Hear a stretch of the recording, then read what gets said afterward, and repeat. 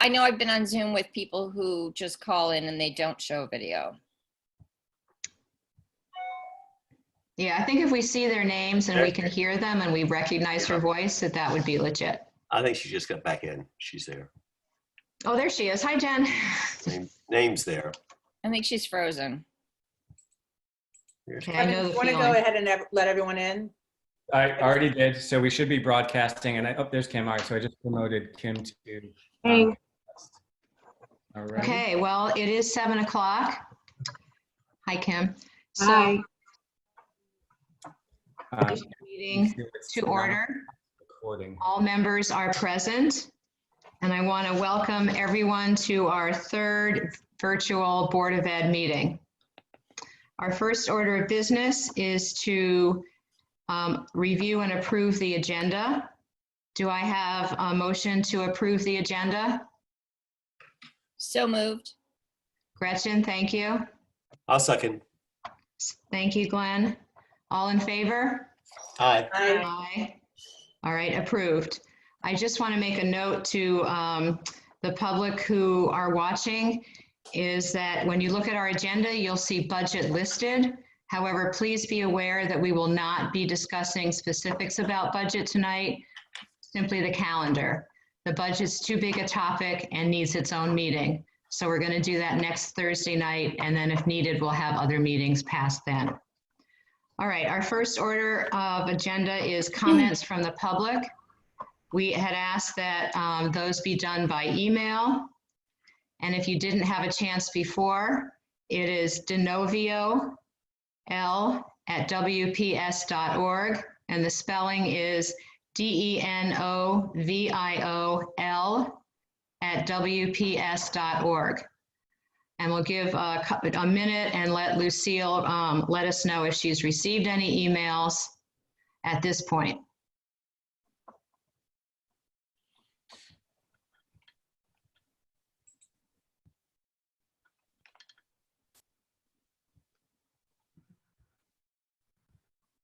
No, I don't have any emails.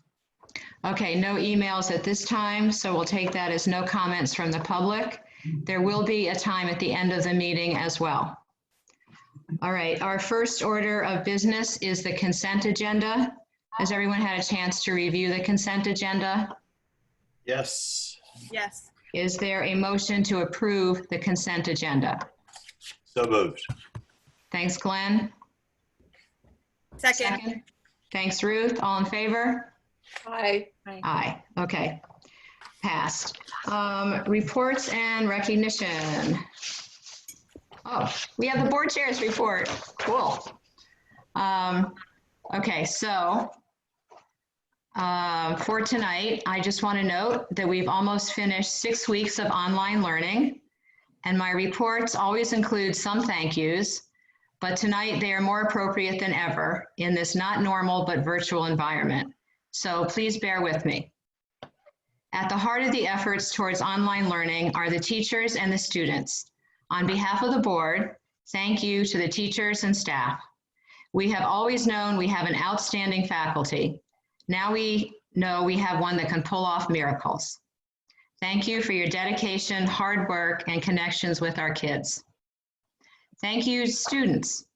We've always known you are talented, enthusiastic, and engaged. Now we have great examples of how resilient, positive, creative, and compassionate you are. On behalf of the board, I would also like to thank the parents and the families. You've always been involved and supportive. During this crisis, you are living a true homeschool partnership. Thank you for your understanding, support, patience, and invaluable feedback. None of this works without you.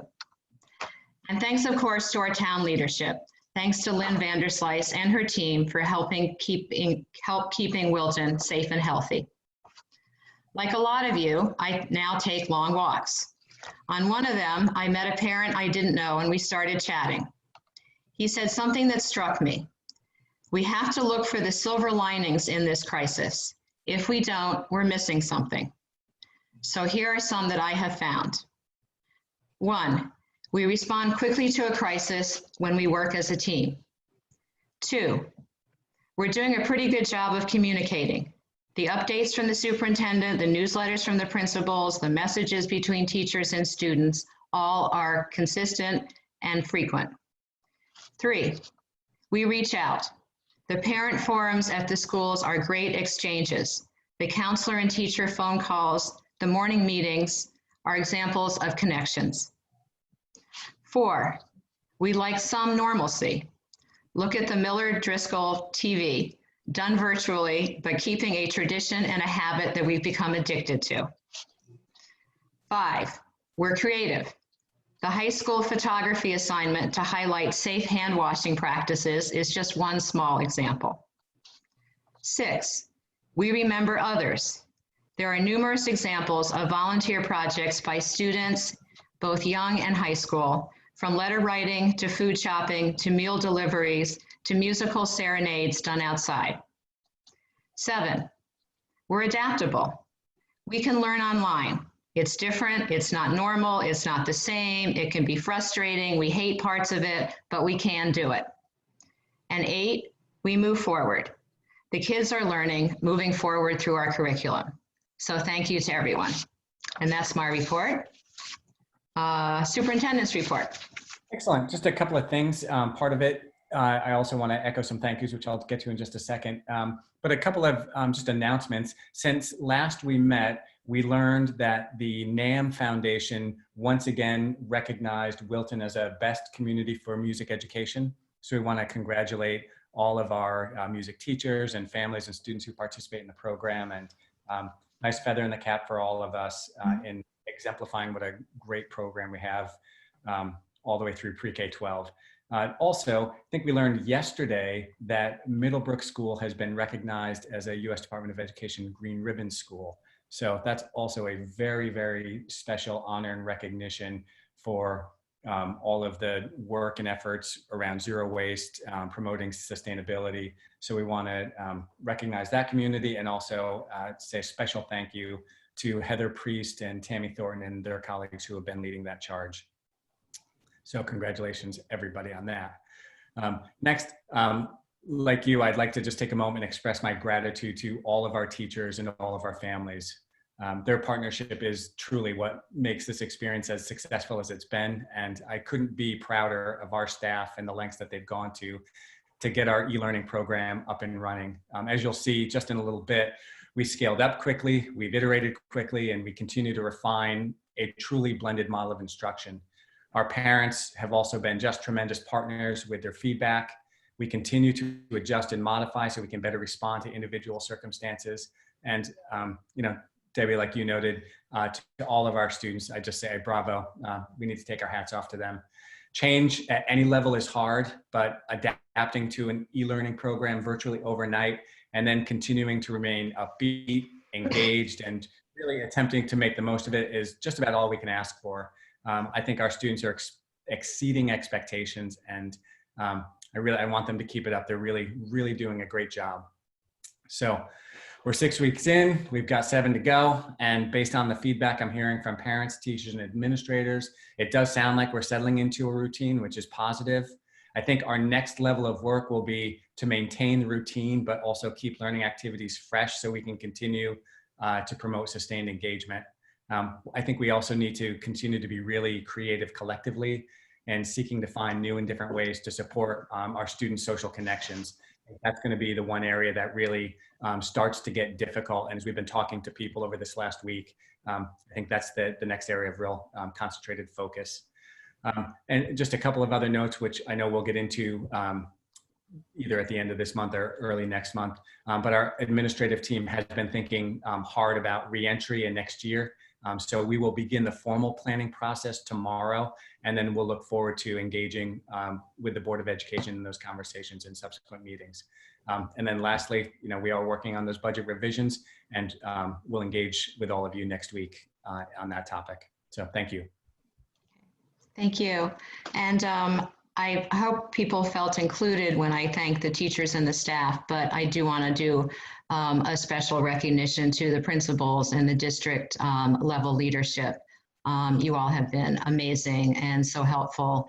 And again, just wonderful work in keeping the team moving, and with all, as far as we can see anyway, a pretty good sense of humor and level heads, and just a real positive spirit. So thank you to all the team. Are there committee reports? Did any committees meet? Yeah, teaching and learning met. Okay. Anything you want to report? Sure. We met April 7th.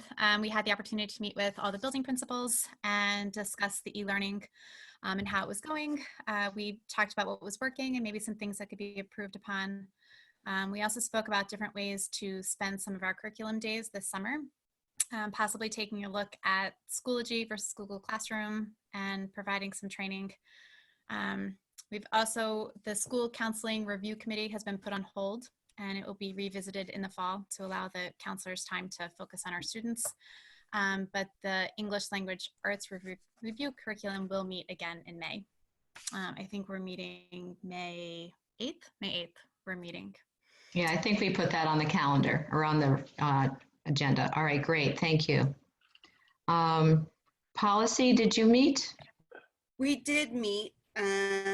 I believe it was April 2nd, but it was the first week of April, and I can double check my other calendar for the record. And we spent our time reviewing and going over what will be a pandemic epidemic policy, formal policy in terms of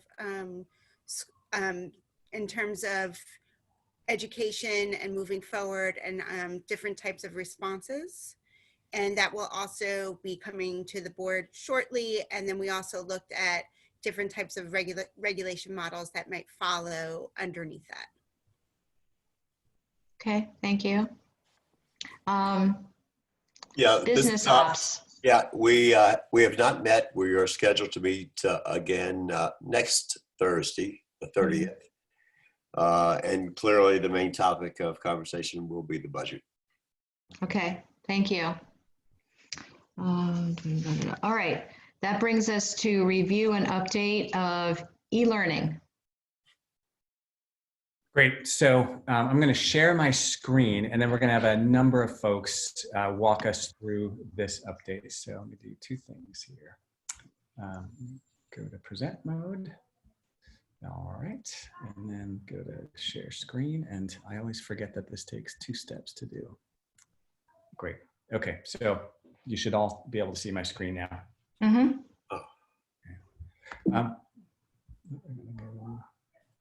Yeah, it's there. It's there. Good. Yeah, I'm trying to, I'm working off of 2 screens. So moving the cursor in the right place is a challenge. All right, so tonight we're going to just go back. We're going to take a minute and look at kind of the timeline and from whence we've come. We also are going to take a few minutes and have Kim review our parent survey results. We know they're at this point they're a few weeks old, but what I think we want to illustrate is we got some very good feedback from folks, and then we've been responding to that feedback since, and she'll kind of let us know. We're going to go out and survey again in another couple of weeks. We'll also review the learning tools that we've been using. So Fran will take us through that piece of the conversation. And then Chuck, Trudy, and Karen will talk to us about our curriculum work and the standards. And then Chuck and Fran will kind of finish up this portion with what we have planned to help support teachers as necessary. And then we'll turn it over to the building principals so they can give us on the ground view, and also a look at what we can expect in each of the schools over the next 7 weeks. And then I think we'll wrap up with Andrea. Make sense? Mm-hmm. Great. So going back in time a little bit, we started rather abruptly on March 11th when we ended the day early and closed for those 2 days that week. Then we began our kind of asynchronous e-learning work that week. And then as we moved through the remainder of March and into early April, we brought online our synchronous tools. And so we've been, since then, over the last 2 weeks in particular, really working very carefully in a blended model. in addition to the work we've been doing, we've also been working, with the coaches and the coordinators, as well as all of our LLC staff and tech ILs to provide as much and as appropriate professional learning to support our teachers as we're able. So the kind of short version of this slide really is, we've done quite a lot in a relatively compressed period of time. Kim, do you want to walk us through the next 3 slides, please? Sorry, I couldn't find my mic. Sure. So we were looking to gather feedback in a few areas. One was the parent-child management of the e-learning plan, how we were doing, looking at feedback on instruction and workload, as well as how we think our kids were doing at the time around social emotional well-being. We had about 860 respondents, minimum of about 150 parents or more for each building. And it's important to remember that this was done about 2.5 weeks into the school closure. And at this point, the data is close to a month old. But it really did, as Kevin said before, help guide us in terms of next steps. So, and it was open for about a week and a half. So in terms of managing e-learning, we asked the question, how is your child managing, as well as how are you managing supporting your child? And it was a Likert scale from 1 to 5. To compile the data, we did turn that in the numbers into somewhat well, okay, and well, and kind of looking at that. And you'll see that at the elementary level, the majority were reporting that things were okay, as okay, well, and doing very well. The child and parent reports kind of mirrored one another. However, there were a small amount that were struggling. At the secondary level, you'll see a steady increase from not well across the scale to very well. And again, the majority were doing okay to very well, managing the plan. You can move to the next slide on instruction. So then we asked the question about instruction and workload in terms of how is your child receiving too much or too little. Again, this was a Likert scale from 1 to 5. And you'll see that consistent in all the schools, parents reported at least half to more, a little more than half, parents were reporting that things were average or just right. And then you'll see the challenge for us really is that 1/4 of the parent community felt on either side of that it was a little too much to too much, or a little not enough to too little. So the challenge is how do we move forward and adjust so we can meet the needs of all of our families and all of our learners. And then the final question was around social and emotional well-being. Really important of kind of how are the parents thinking the children are doing? And you'll see that at this time, again, a Likert scale from 1, very concerned, to 5, we're doing okay. The majority of parents were reporting that their kids were doing okay. Again, this is 2.5 weeks into the school closure. So I think I would like to look at this again because I'm concerned over time how this is impacting our students in terms of the social isolation and especially with our adolescents. But for the most part, at this time, parents were feeling that their kids were managing, doing pretty well. We also in the survey gave information that if you're concerned that your child isn't doing well, to contact me and connect parent with resources or talk about what their concerns were. So we were able to offer that as well. So that's Great. Thanks, Kim. Questions for Kim before we transition to the next piece? Yeah, Kim, I obviously, concerned is a significant part of each of these responses. And I just don't know where we go from that or what that really means. It's a parent's perception, perhaps. Mm-hmm. But clearly, there's a red flag there. In terms of concern or? Yeah, yeah. The number of responses that said that they're concerned. Well, concern. Just so it's important. Again, it was a numbered scale, so we turned that middle of the road to concern. So how you might interpret that. Yeah, and I don't know. You're right. I really don't know, but it does stand out. Yeah, I mean, I think as this continues, how we can support students' social emotional well-being is a critical piece of this. Actually, in all my meetings and when I have the opportunity, I feel that the most important thing right now we need to be focusing on is that our kids are okay, and then the academics come second. Yeah. I think we need to, continue to help our parent community that as well. I also think Kim, that, you've mentioned that this is a month old at this point. Yeah. And people don't adjust very easily. And I think there was a lot of stress in the beginning. There was a lot of learning growth on the teacher side, on the student side. And I really am curious to see what the, to send out another survey and find out, where people are now. That's a good point, Gretchen. You're right. Mm-hmm. That was going to be my question as well. This is Ruth, about, if there is plans to do a follow-up survey. I think that as this continues, my concern is more on the social isolation, isolation front, and kind of like, especially some of the younger ones, like coming to a realization that this is kind of not so temporary, and how that affects them moving forward.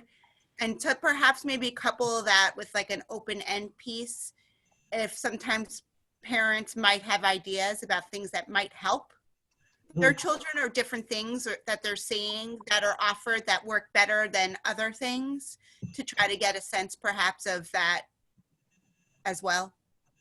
Yeah, and I can tell you from the student, just some things that we're working on it, because we're so far into this and we know it's going to be, drawn out. The high school climate students came up with an idea to do a student connection scavenger hunt where you find a partner. And so they're in the process of putting that together as a way of connecting kids and building climate. We have a homework helpers program that's going to be starting, where our high school students can help younger kids either with homework, or if transition or social emotional concerns, if they want a friend to talk with. We're also working on a Zoom coffee chat where we have a teacher, a featured teacher, and students just kind of talk about how they're managing and what strategies are working for them. And we're about to put out our first episode again to just try to validate and normalize all the feelings that students are having. So those are just a few of the things we're looking at to continue to help kids connect and normalize some of the feelings that they're having. Hey, Kim, it's Mandy Schmalk. And one thing, we discussed this on the Teaching and Learning Committee. We were able to follow up with everyone who put extremely concerned, were we not? I think I remember that. If they gave their contact information, yes. Right. Yeah, you didn't have to. They could, it was anonymous. So right. But if they gave their information, we followed up with them, which I think is great. Yep. And then we're able to connect a few situations. We were able to kind of connect with resources within that school. So it was helpful. So I think there'd be value in doing it again now that we're, 6 weeks in. I think there was talk about doing it again. Kevin, have you guys thought about a date of when to send it out again?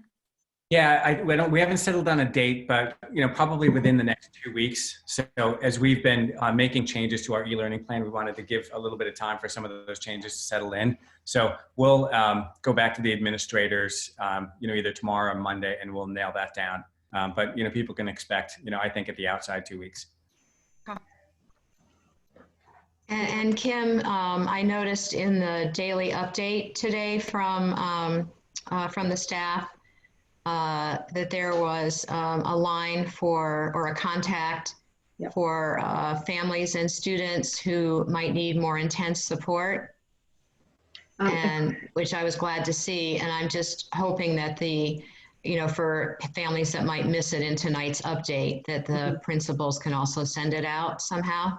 Yeah, there were 2 resources I asked Maria to add. One was if any families are experiencing changes in their financial situation, job loss, housing, etc.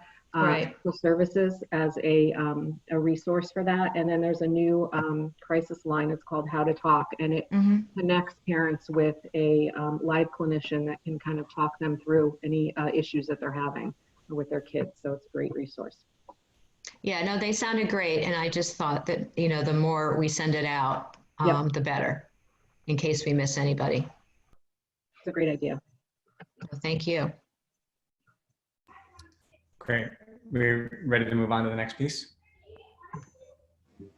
Great. So at this point, we'll ask Fran to take us through just a bit of an update and the tools we've been using.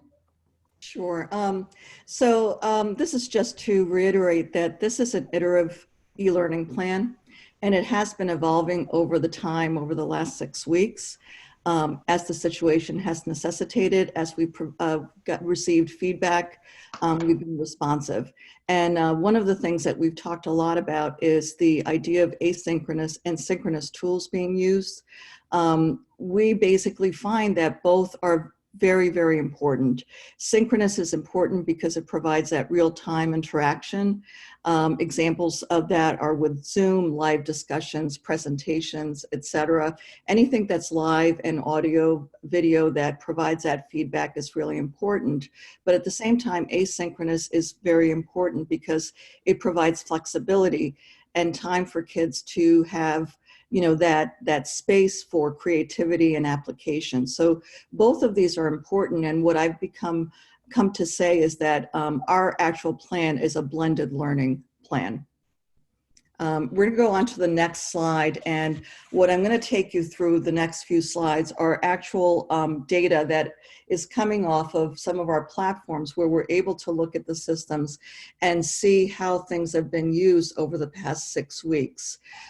This is a really quick snapshot of a few tools that we use that since about March 16th, we can look at the before and the after. So I took a look at Khan Academy and iExcel for the obvious use with math practice, and you see the numbers there, over 2,000 students accessing Khan Academy. And iExcel going from 2,200 or so students to over 3,400. Very, very interesting is when you look at the reading, Nusella, which is used across all content areas.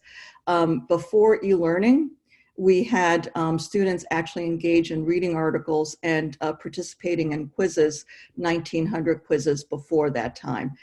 After that, in a very short period of time, we now have students engaging in 5,600 quizzes. One of the many different tools that we use for students to access ebooks is Sora.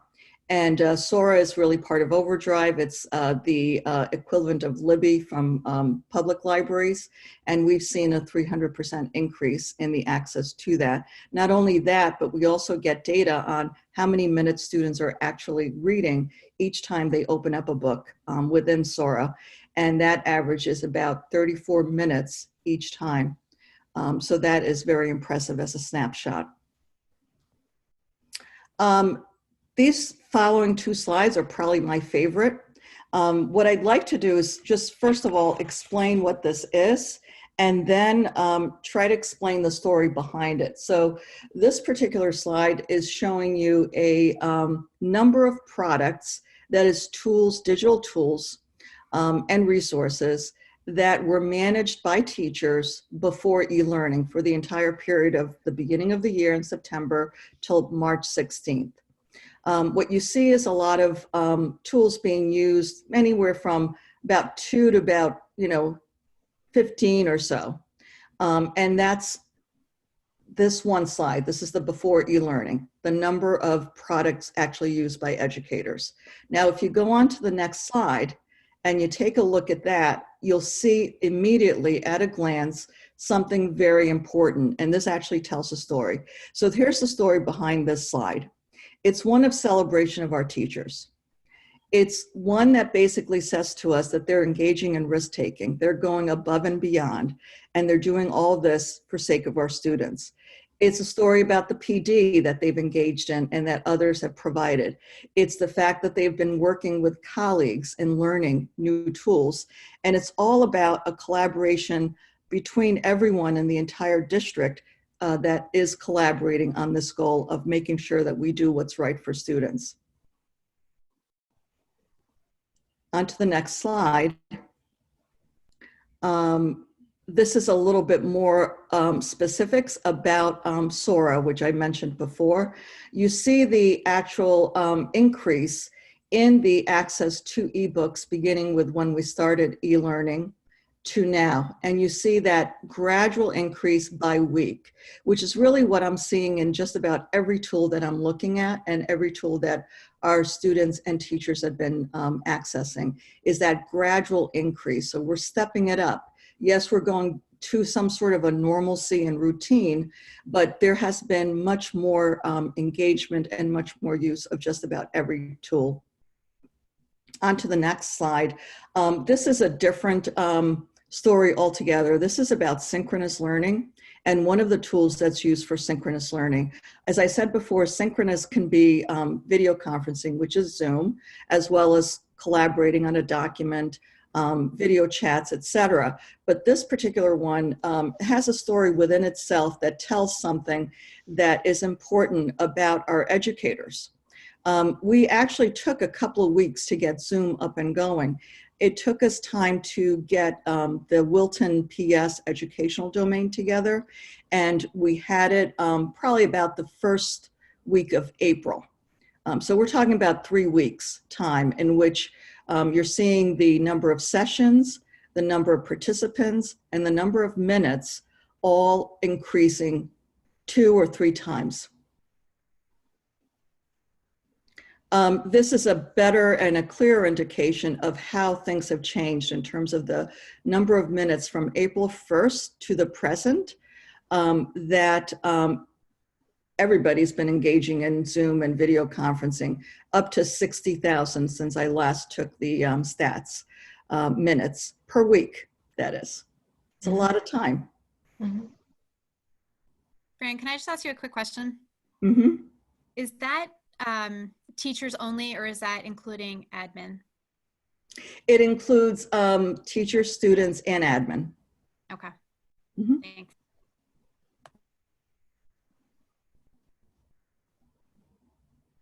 Great. At this point, we want to ask Chuck and our curriculum coordinators give us an overview of the work that they've been doing to compress the curriculum, to identify power standards. And this will kind of transition the conversation now to what we have been doing to also what we can expect going forward.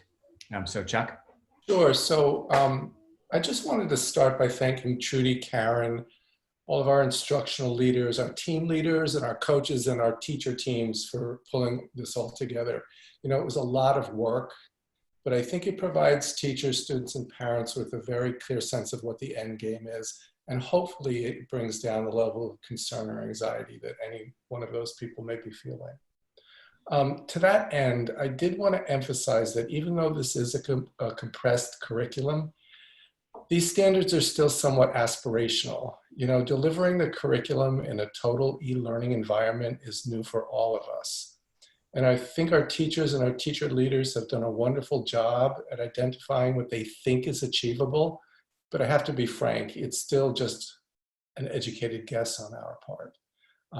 I think we're still going to have to gauge where students are in the fall and think about how we're going to adjust the curriculum and increase the amount of support services available to students. So at this point, I wanted to turn it over to Trudy and Karen to talk a little bit about the standards themselves and the process that they went through to identify those standards. We know that we can't accomplish in living rooms all that we could have accomplished in classrooms. It takes longer to reach independence and transfer with new knowledge and skills in the virtual environment. So to teach to that level requires strategic decisions about content, which we refer to as compressing the curriculum. To start this process, the curriculum coordinators, Trudy and myself, identified the major work of the grade at the standards level. This allows us a starting point for measuring what students will know and be able to do as a result of this e-learning experience. Next, the coordinators alongside the coaches looked at upcoming units to determine which unit best addressed the major work of the grade. Teachers continue on an ongoing basis to streamline the learning experience within these units of study to meet individual learners where they are and to grow them toward these ambitious goals. The next steps for the coordinators are to be engaged in the work of identifying and planning to remedy inevitable gaps in knowledge and skills as we work with our colleagues to plan curricular sequences, screenings, and curriculum-based assessments for after the e-learning experience ends. On the next slide, you'll see some examples of prioritized or power standards for grades 1, 5, and 7 in reading. The major work of reading in kindergarten through 8th grade lives within the standards aimed at the integration of knowledge and ideas. These standards focus on the complex comprehension goals of interpretation, analysis, and synthesis of ideas and information across more than one text. We've also prioritized language standards for vocabulary acquisition and use. And in writing, regardless of the type of work students are creating, we are focused on producing coherent pieces in which the development and organization are appropriate to the task and purpose. At the middle school, the social studies work will support these literacy skills, prioritizing integrating visual information from charts, graphs, maps, and the like with other information in print and digital texts, as well as introducing claims about a topic or issue, acknowledging and distinguishing the claims from alternate or opposing claims, and organizing the reasons and evidence logically. So I just wanted to add that Karen did a very nice job in taking the research that we did during the English Language Arts Review and using that information to inform how we prioritize these standards. So it was just nice the way she was able to quickly pivot and make this learning experience address some of the gaps that we had already identified before e-learning. In mathematics, learning is foundational and it progresses. The examples here are from grades 2, 4, 6, and in Algebra 1. Here you can see fluency and application of arithmetic operations, extending previous learning into measurement in 2nd grade, fractions and decimals in grade 4 and 6, and using that same application to extend into operations with algebraic expression. Begins in 6th grade and continues into Algebra 1 and beyond. Next slide. While the work continues to evolve, you can see from the usage data that Fran presented earlier that Wilton teachers are delivering a true blended approach to e-learning that includes asynchronous instruction and real-time work with students, often in smaller groups. Next slide. Oh, okay, I think this is me. Okay. So when a teacher uses tech tools to deliver the classroom curriculum, I think it can be helpful to use this framework of the 5 C's: connect, communicate, collaborate, create, and celebrate, to kind of design and optimize the online learning experiences for our students. It also happens to align very nicely with the work that we've been doing around the Portrait of the Graduate and 21st Century Skills. I think it's also important to align to, let's say, connect this framework to the concepts and routines that are familiar to teachers and students.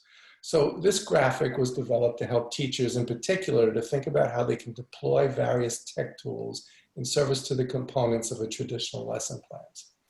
So you'll notice the 5 C's, but within each of these are what might be considered more traditional lesson concepts and routines, such as direct instruction, guided and independent practice, assessment, and so forth. And this is the framework that we use to structure the professional learning opportunities we are offering to teachers. We think it will help teachers to use the tech tools most effectively and understand how they relate to the way they are used to teaching. So if we could go to the next slide.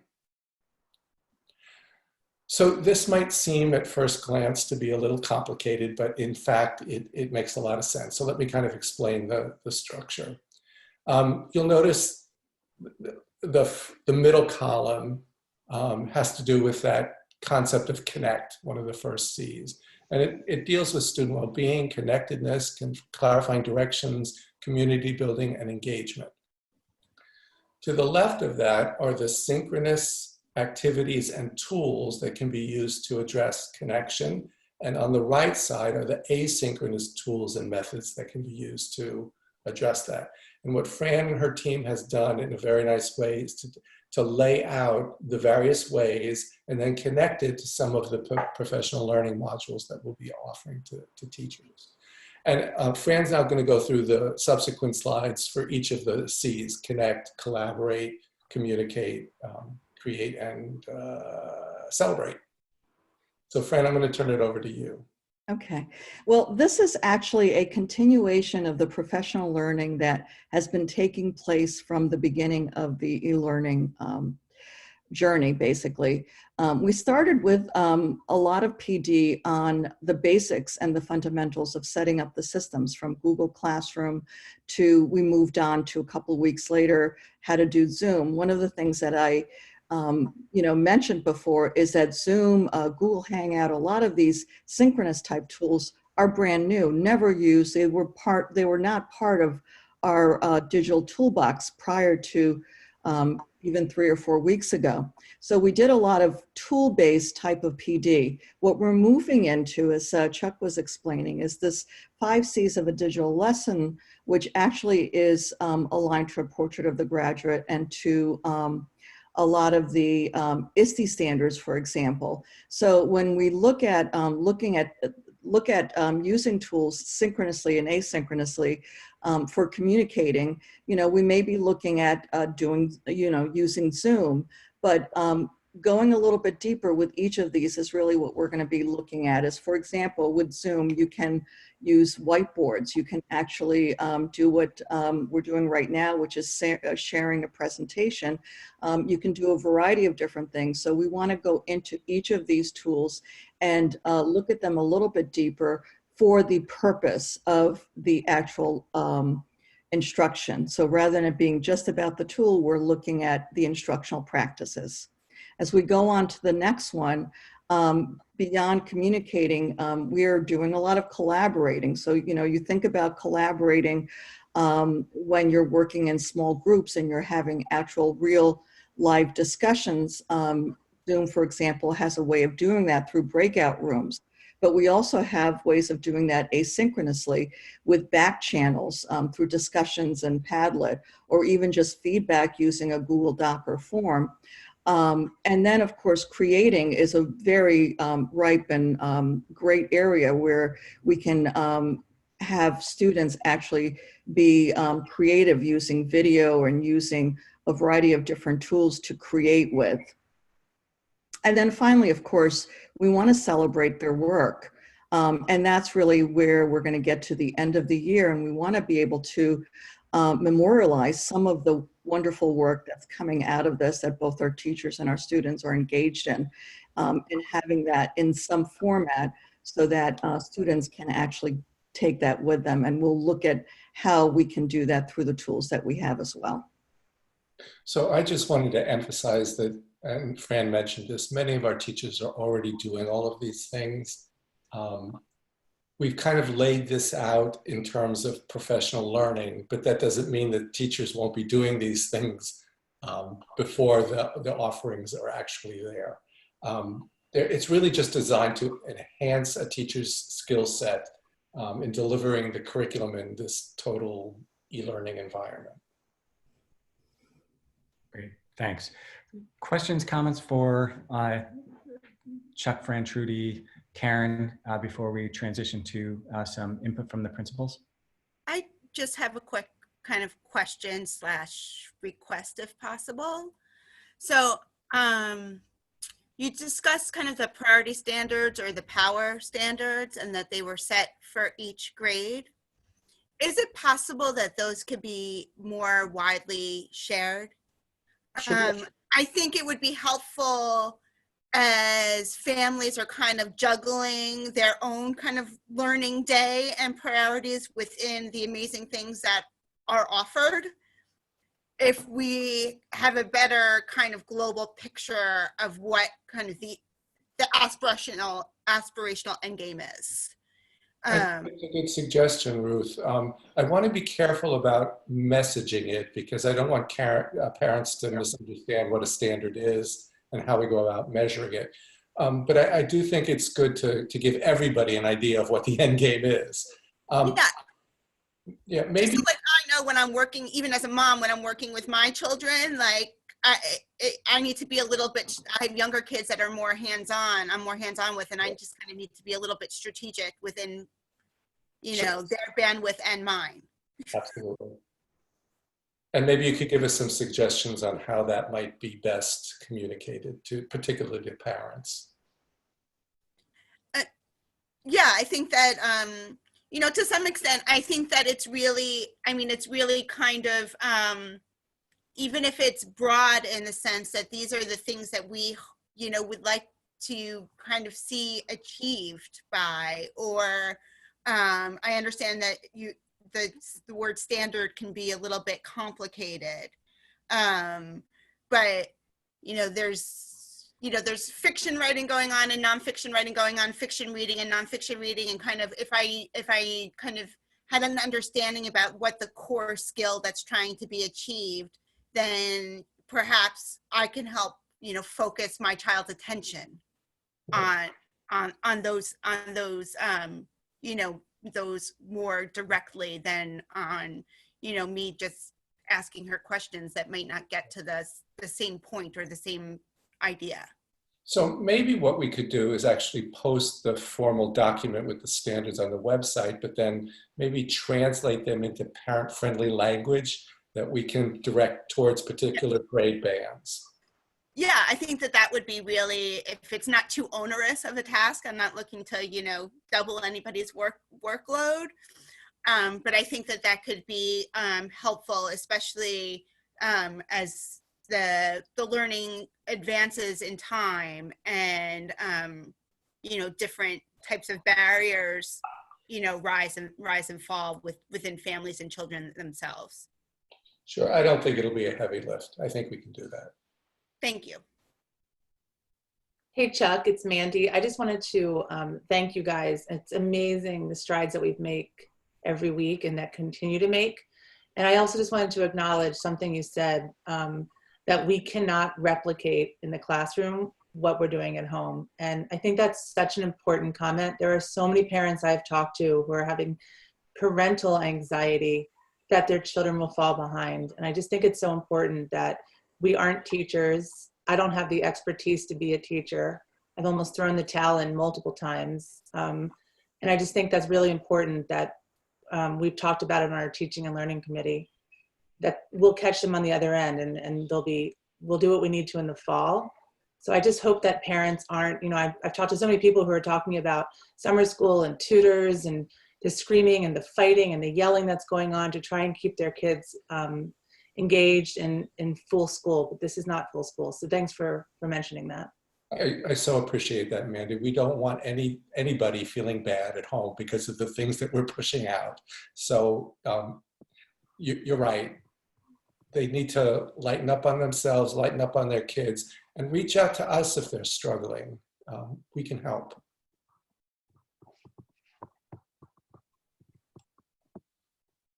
Other questions, comments before we move to the next part here with the principals? Yeah, just a quick comment. Yeah, I think that it is truly remarkable, the job that Chuck, that you and Fran have done. And I think it's important for our parents to understand that this is all new for our teachers also. You know, we're all learning, okay?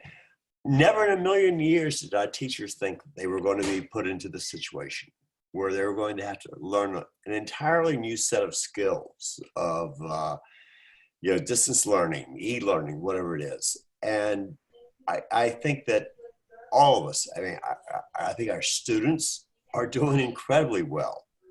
And I think our teachers are doing well. And to think about all the work that has been done distantly in terms of how you guys are preparing, explaining, teaching, educating our teachers about what to do and how to do it. You're not meeting in a room where everybody can sit down and discuss it. It's all being done distantly. I mean, it's just truly a remarkable accomplishment. Sure, we've got hiccups, we've got problems, we've got issues, whatever, but overall, it is really a remarkable job that all of you have done. All of our teachers, our students are struggling. They're trying. They're doing their best. It's just incredible. It really is. Well, thank you, Glenn. We appreciate that. I just want to say thank you to all the teachers. I mean, I personally have received personal phone calls from my girls' teachers regarding anything from you're missing an assignment or how is everything going. I've been getting emails.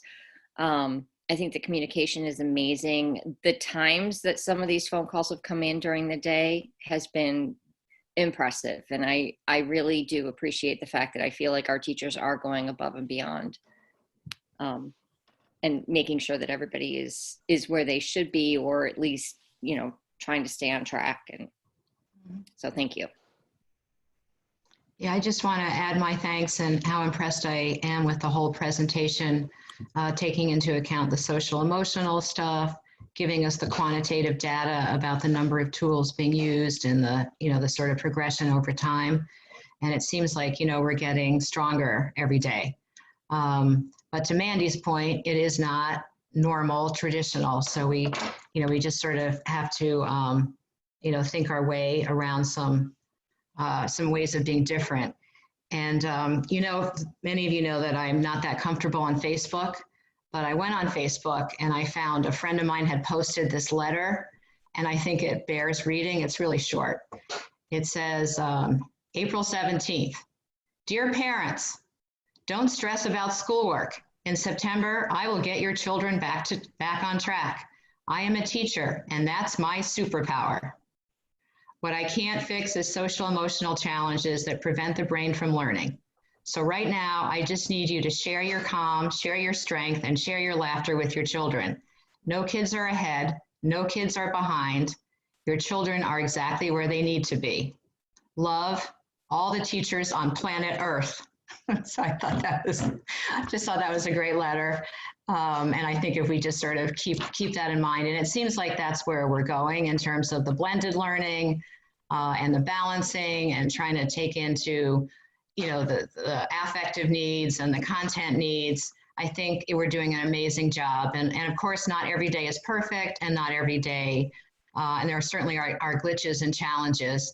And I think one challenge that I've heard is trying to get some consistency, you know, between different grade levels and or different subject areas. So I think it's evening out, sounds like from the numbers that it looks like it's evening out. But do you think, maybe I'm going to ask Fran or Chuck, do you think that's our biggest challenge now is trying to get that consistent sort of approach where everyone understands those 5 C's? Yeah, I would agree with that, Debbie. That's much of what we're trying to do. I mean, when Jen talks, I think she'll share with you some innovative ways in which she's trying to bring greater consistency, at least in terms of the outcomes and experiences that kids have. Okay, great. And I do think the theme is we keep getting stronger, and we've done amazing work. So thank you. Well, I think that's a great segue. So why don't we transition to our principals? Why don't we start with Mrs. Kuhn here, and she can give us an overview of what's been going on at Miller Driscoll and what we can expect as we're looking forward towards the remainder of the school year here.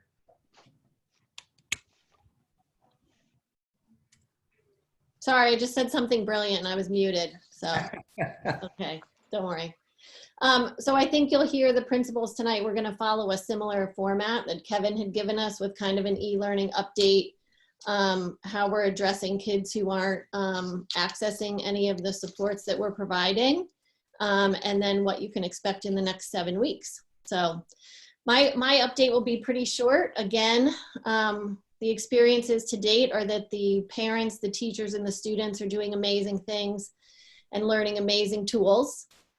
We continue to have our Padlet parade with our master Padlets and our classroom Padlets.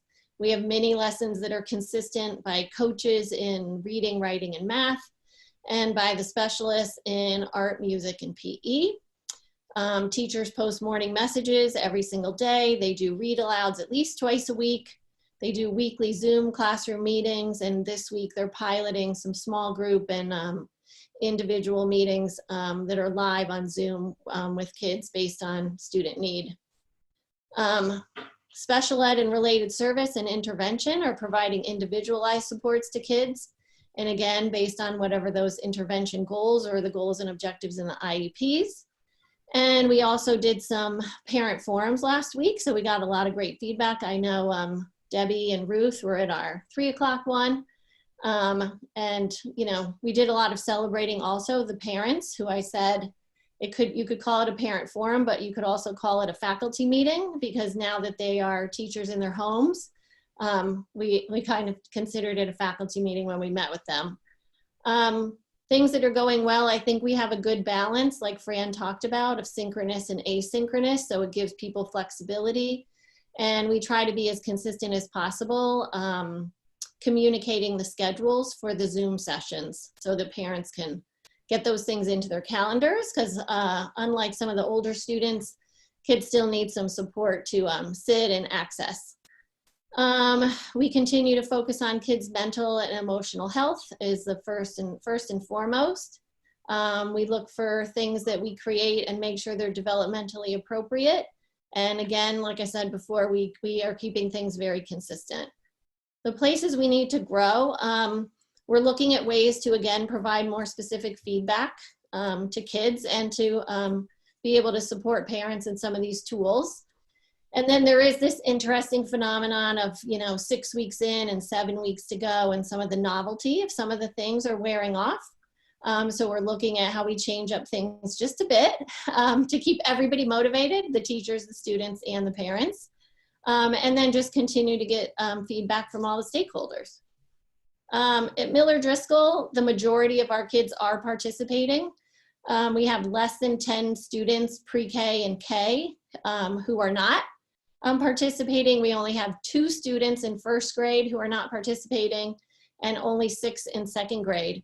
So we have an ongoing Google Doc, and we have documented how we've reached out to, you know, all of those parents, whether it's been the classroom teacher or a mental health professional or a special ed case manager. Some are accessing certain things and not others. So some will access presence learning or special ed and not classroom, or vice versa. Some are choosing to provide their own work and do it in their own way. And some people just have multiple children, so it's really hard to get to everything. We've done modified Padlets, we've done schedules for kids, and we've had team meetings for kids who need it. I would say in the next 7 weeks, what you can expect from us is an increase, again, looking at those small group and individual sessions for kids. We'll continue our professional development for our teachers and our staff.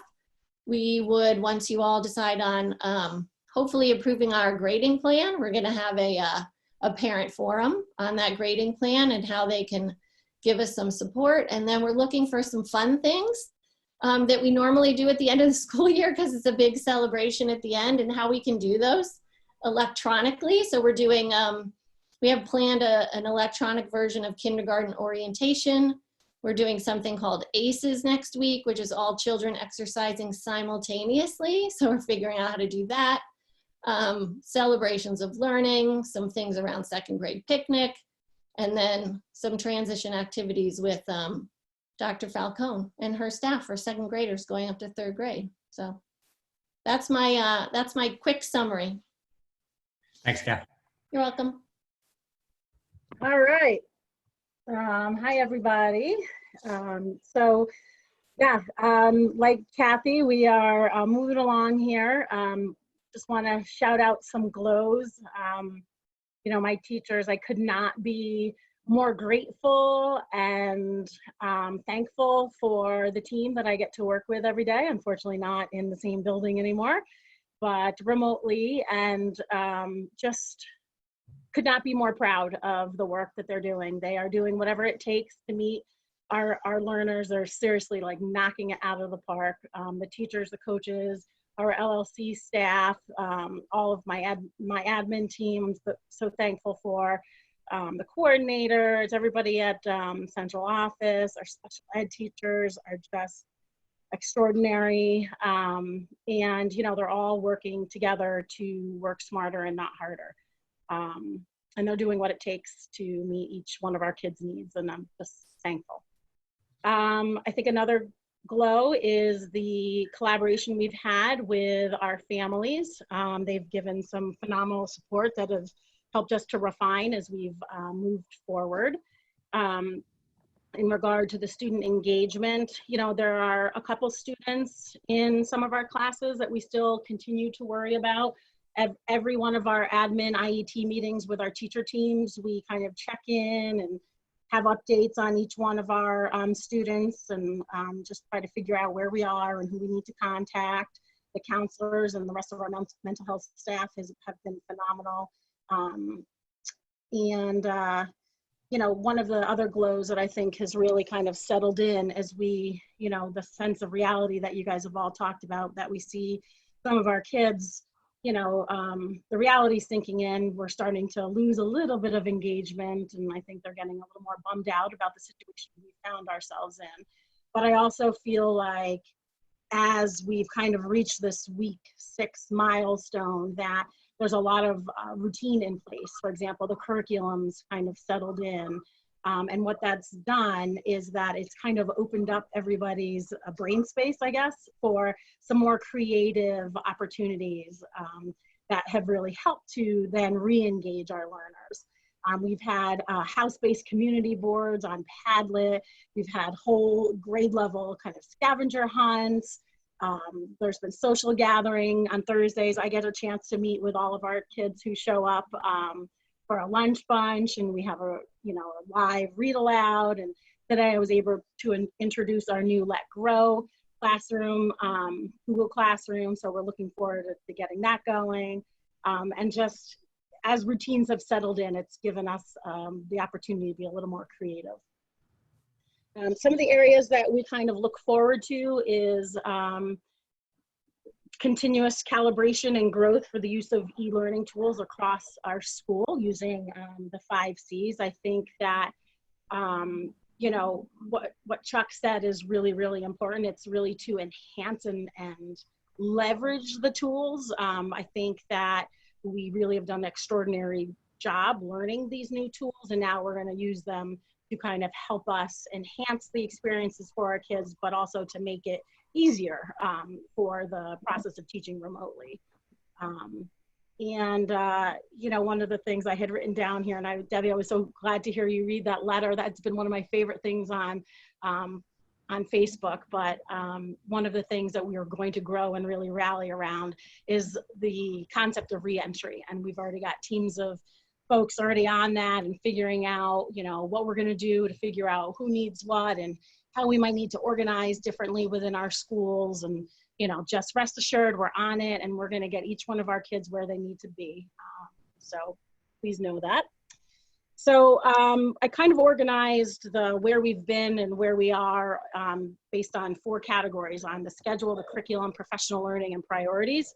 In weeks 1 to 3, we had we really kind of built a lot in week 1 on prior learning, and then we added math and word study. We were using Google Classroom and slide decks and lots of different tools.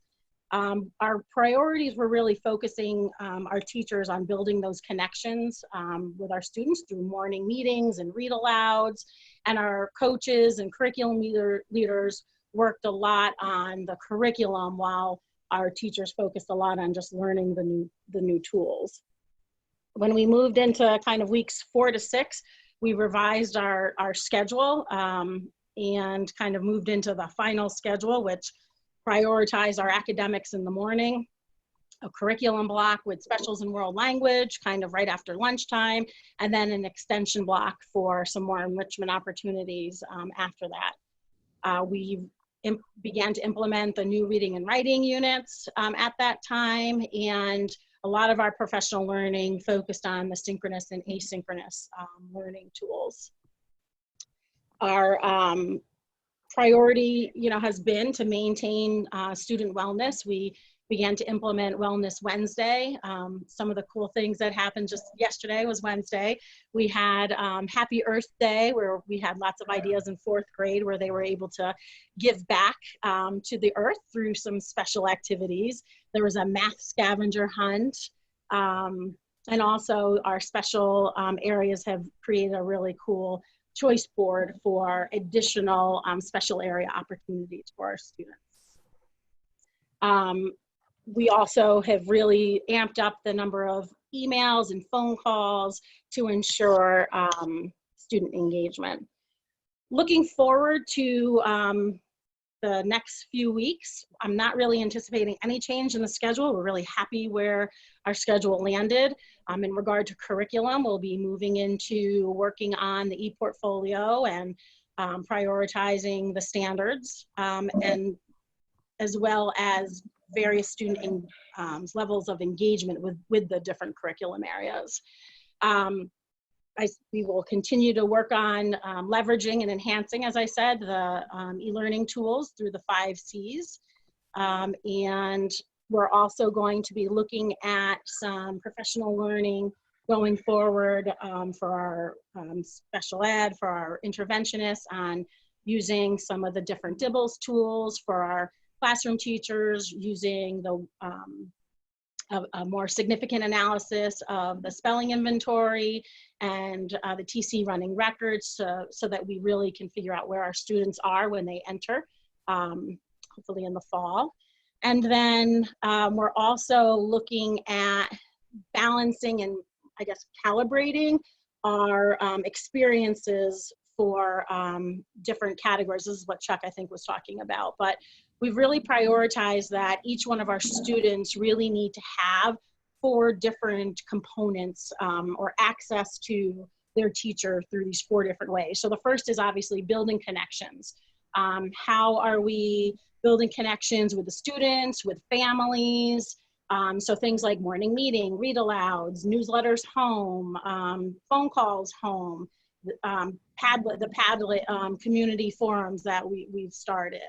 Everybody has a right to that. And so you may use different tools, but every student should have the opportunity for these experiences. The second category is small group instruction or one-to-one instruction, depending on the day. The third category is office or extra help hours. And the final component is feedback in the various content areas.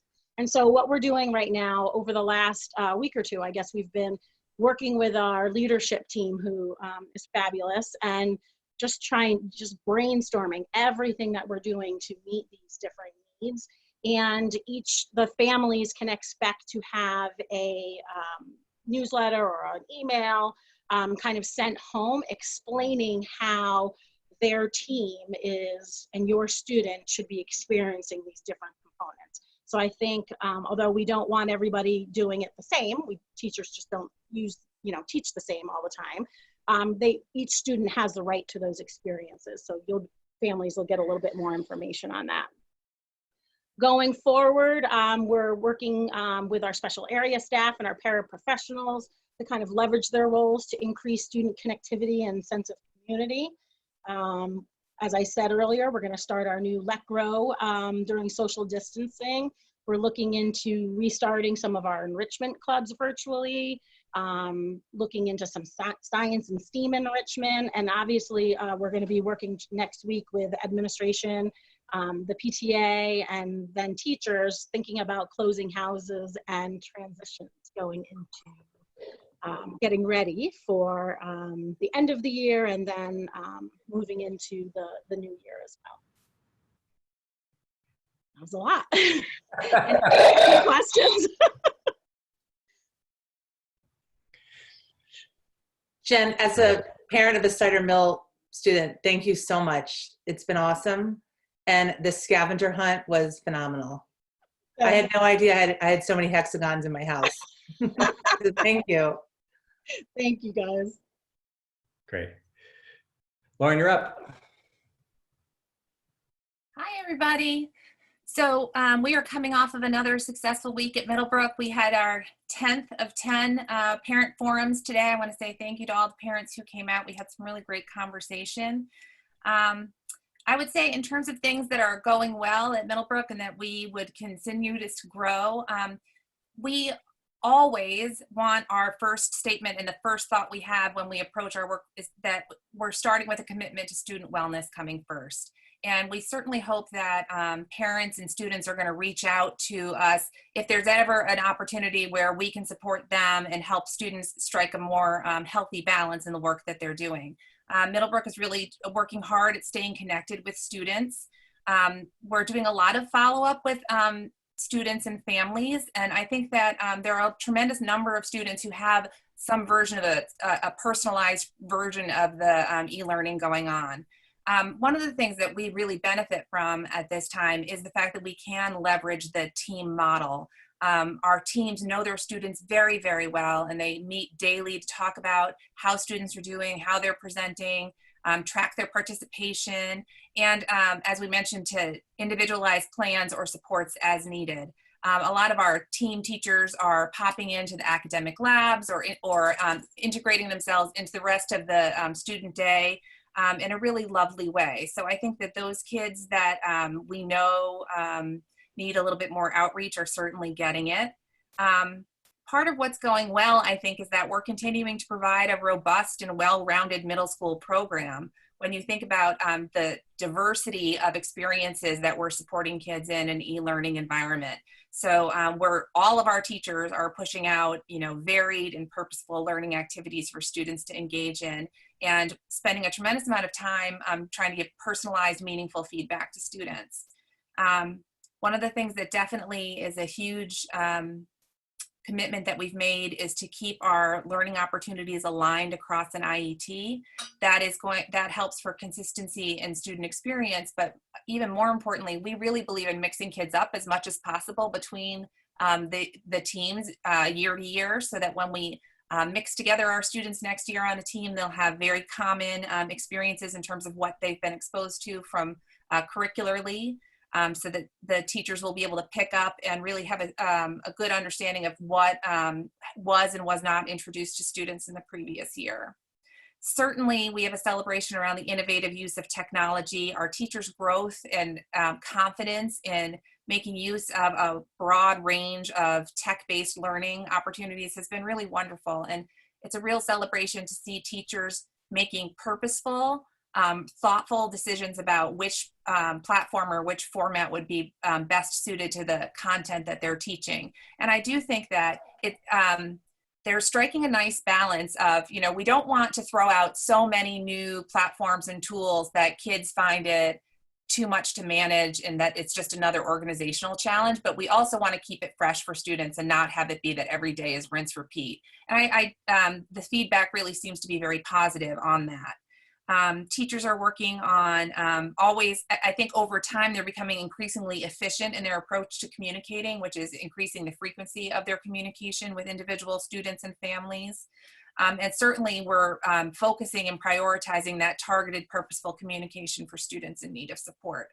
And, we just can't celebrate enough. We are so grateful to our parent partners. We know that middle schoolers cannot engage in this complex work, maintain their motivation, maintain their attention to this without really significant parent support. And I think that middle schoolers are not known for always being as welcoming of parent involvement as we might love for them to be. So we really want to celebrate our parent partners who are making this happen. And I personally just can't say enough about my staff. I think that they are burning the candle at both ends and trying to be available to their students all the time. In all honesty, if anything, of the things I would like to see, I want to make sure that we are helping our students maintain our teachers maintain some of the balance that we're counseling our students to maintain as well. So in terms of identifying and attempting to support students who aren't participating, it's a tricky thing to quantify. We have had some communication and some engagement from 100% of our students. We don't have anybody that we haven't heard from. I would say that there are tiers of the participation. We have some kids who are doing it all, showing up for everything, accessing all of the learning opportunities. We definitely have some students who are maybe not accessing a ton of the academic work, but are really making very good and important use of their supports, maybe through special education or with our mental health team. We do have some families where we would love to see the emphasis be on that wellness and making sure that kids are getting those supports that they need. So we have some kids who are participating a little bit more sporadically. We definitely have team outreach to students and to the parents of those students if we'd like to see their participation amp up, or if we want to just research, you know, maybe there's a stressor that's causing the participation to wane, and we certainly want to be supportive and caring in our response to that. Our counselors are doing a ton of outreach. Our mental health and counselors, one of the big messages that they keep coming back to in a recursive way is reminding parents that this is a recursive process, that when you get your middle schooler up and running and in a routine of engaging in online learning, it doesn't mean that they're good and you can, you know, that we can expect that they're going to be able to sustain that, that we're going to need to come back, particularly as the novelty wears off, as the stamina is required, to make sure that we are maintaining that parent partnership and that teacher partnership and celebrating the work that they're getting done and helping them track things where they're not quite meeting expectations on any tasks that they had set out for themselves in their to-do list. So when we have students who aren't participating or who are struggling, there's a lot of contact from the team, from the counselor, and from the administration as well. We certainly have a lot of students where one of the things that we offer is an opportunity to lighten the load, to focus on maybe fewer classes or to streamline some of the work that's in individual classes. We do have, as you can imagine, middle schoolers are, it's a big age for some executive functioning struggles. And so we do have some heroic staff members who are meeting with multiple students every morning, doing some executive functioning, getting them started for a successful day. We certainly have a fantastic team working with Fran through the library media in terms of supporting students and parents and teachers with their technology needs. And like I said, I think that we really want parents to reach out to us. The vast majority of feedback that we get about our workload is that we're hitting it in a very reasonable range. We do see, we don't have a huge number of people who are telling us that we're off the mark. I will say we see more feedback. I would see that feedback starting to ramp up a little bit, but I would also say that I hear pretty much equal number of people coming in with equal passion around the fact that it's too much or it's too little. And so we're trying to help empower families so that we can support the needs of individual learners that way.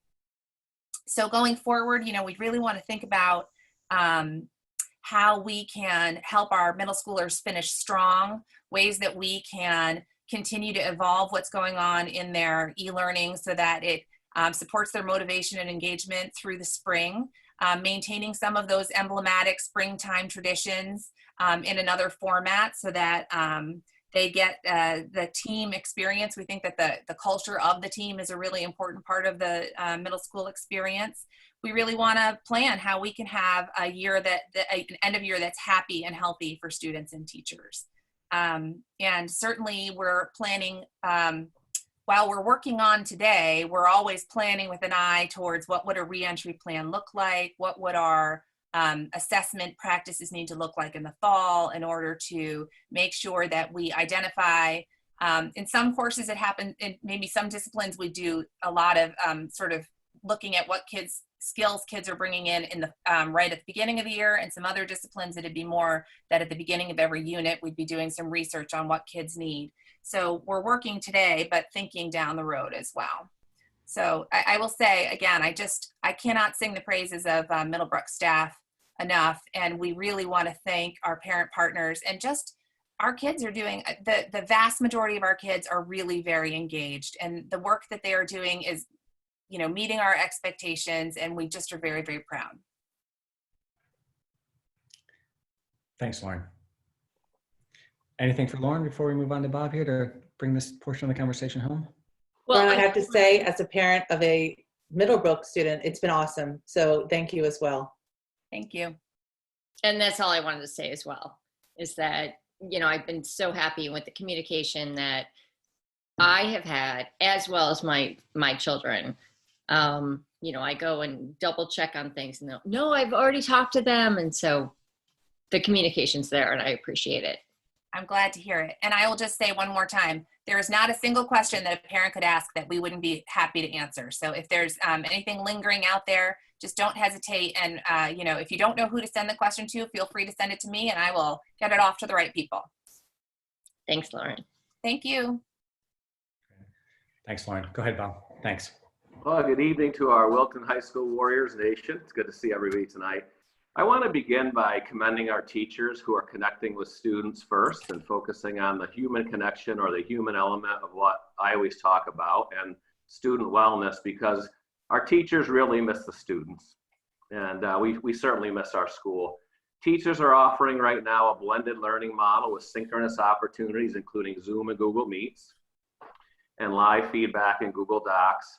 And we're also offering in this blended model asynchronous opportunities to students who are unable to meet during the designated times, such as screencasts, Padlets, Flipgrids. We need to continue to look at compacting the curriculum going forward in meaningful ways and providing multiple ways for students to meet our standards, particularly in Q4, in an e-learning environment by expanding both student and teacher toolkits with our available options. Generally speaking, teachers are reporting that 80 to 90% of our students are engaged in their learning. So those data points are very positive right now. Regarding where we can all grow together and where we will grow together, it's important that I directly address the question about synchronous learning at Wilton High School. As promised, I've done some further research into each of our academic departments about the extent to which teachers are seeking to engage students in synchronous learning opportunities. I have to report, and as you know, most of you know me, I call it like I say it, the overwhelming evidence-based feedback from our teachers and departments is that there are multiple opportunities for direct connectedness, video conferencing, and synchronous learning, including Zoom and Google Meets. However, we do have one issue that we need to solve together. And are you ready for this? That is namely that most of our students are not attending and taking advantage of these opportunities.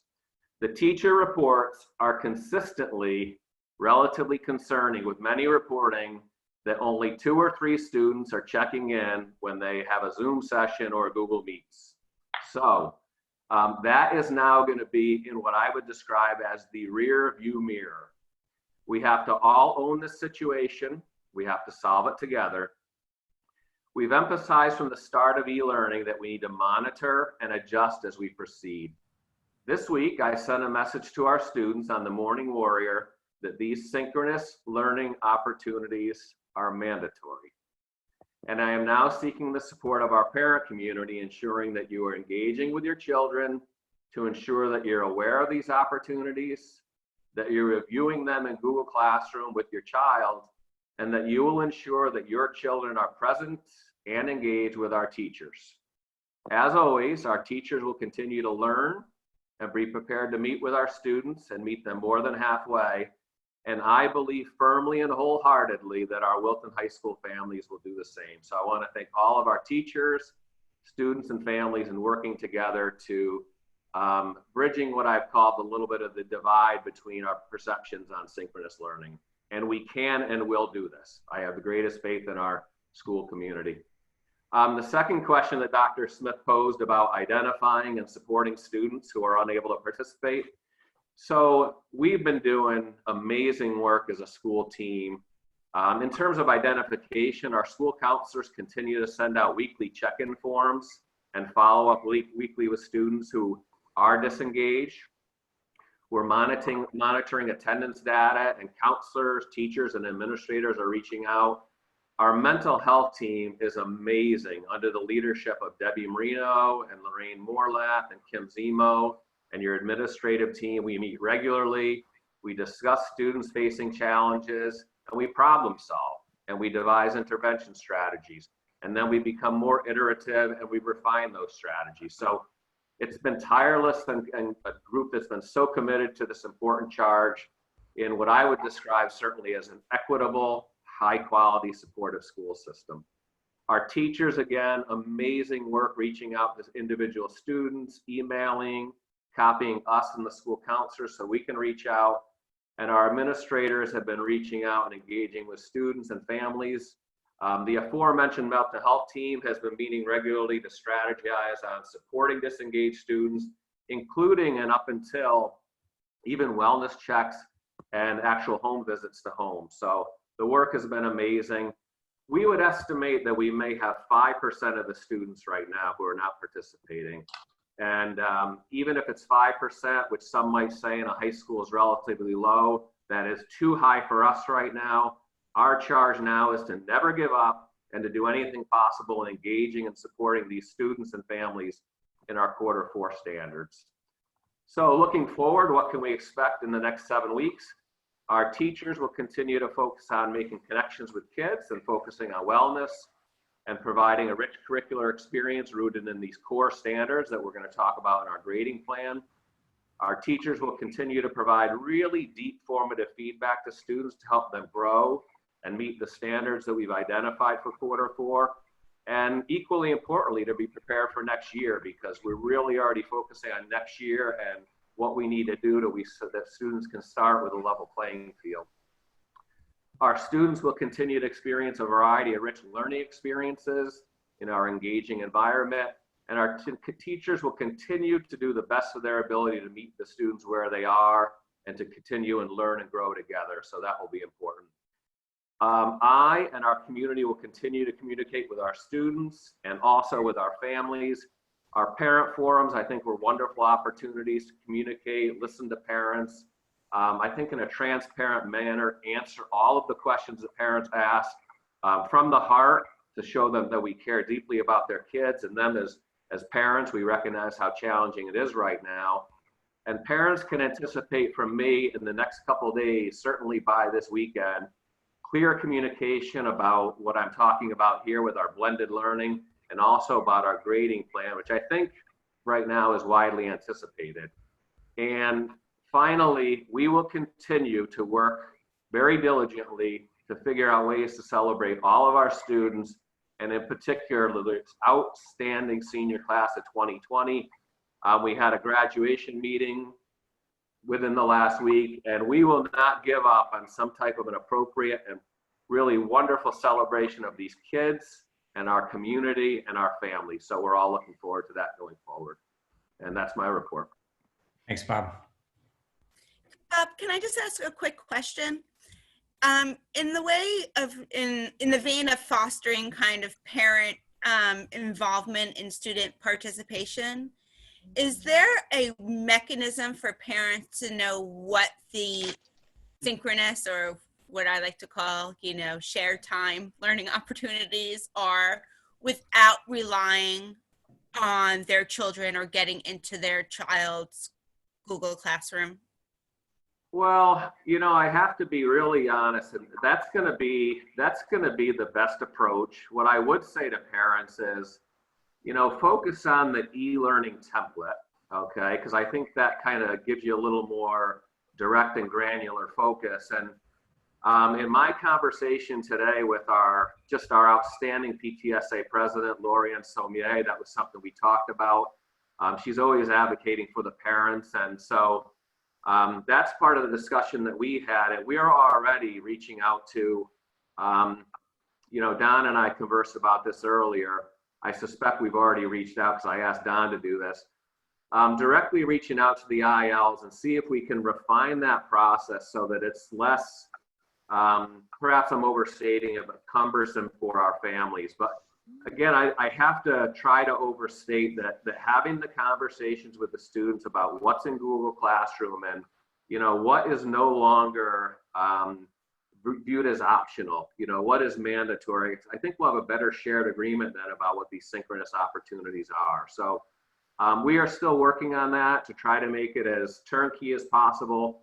But really, Google Classroom is our platform at the high school, and we're trying to find a way not to, ask that much more about the high school teachers, because like the other principals reported, I am witnessing the work of these teachers morning, noon, and night in our instructional leadership team. And we want them as fresh as they can possibly be to focus on the main thing, which is instruction and student learning.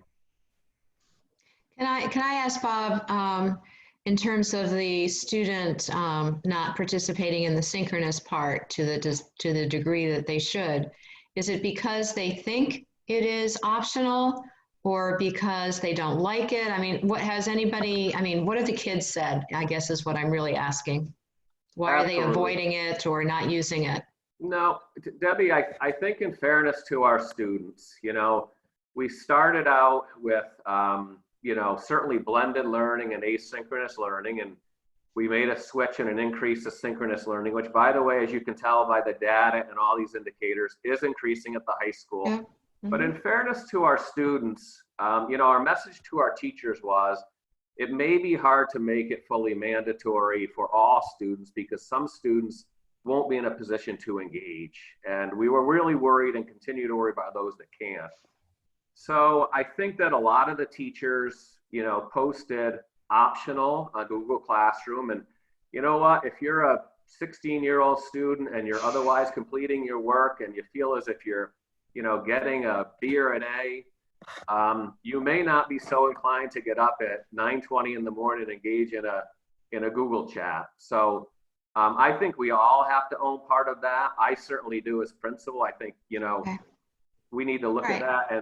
And I think the solutions I'm providing is going to answer a lot of the questions and really bring people together. So I think a lot of it is the student's perception.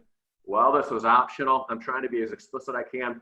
No longer optional to students, no longer optional to families. Okay, I get it. Thank you.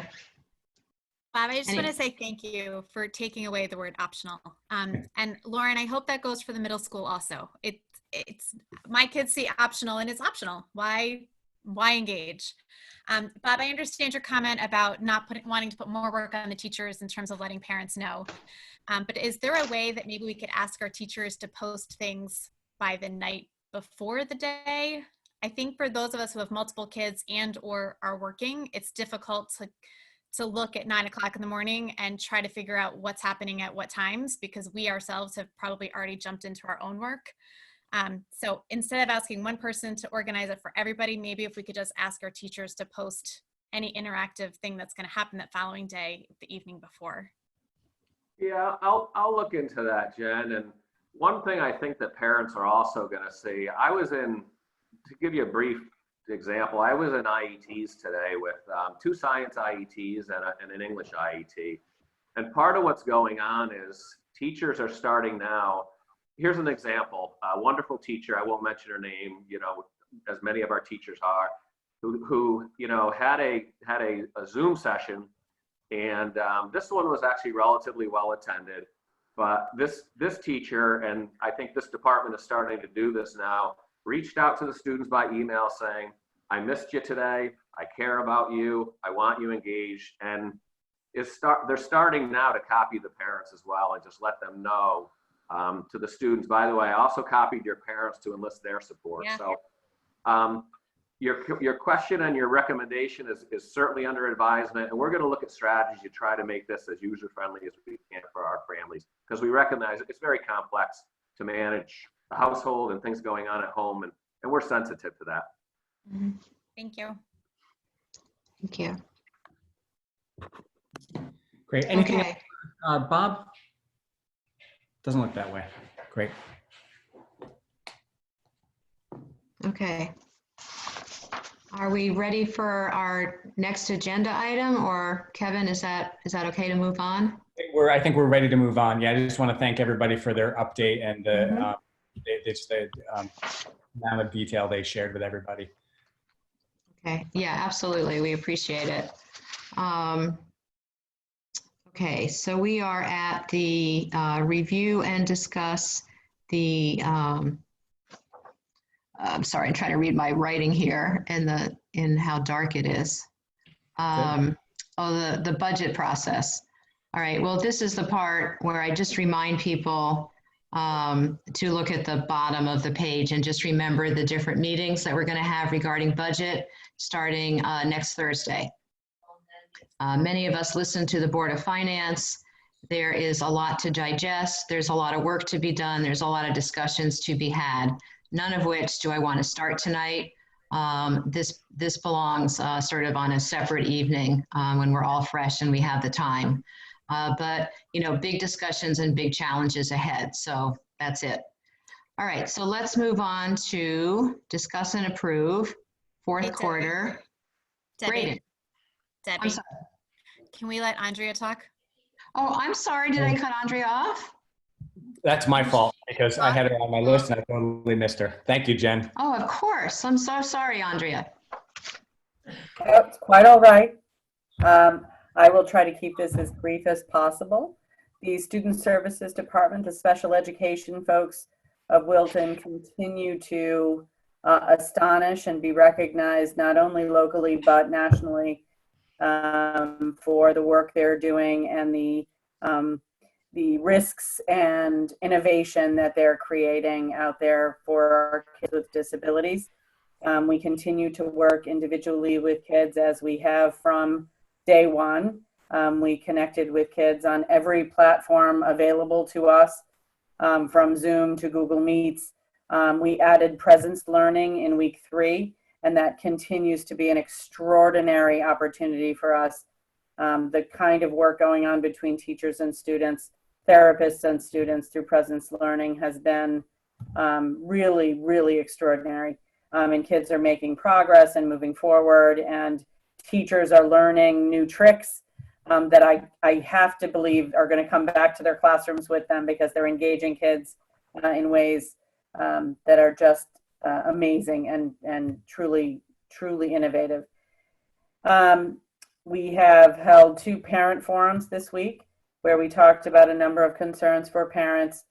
They were both very well received, and we had a great great dialogue with the parents and the families. We will begin, up to now, we've had a moratorium on PPT meetings.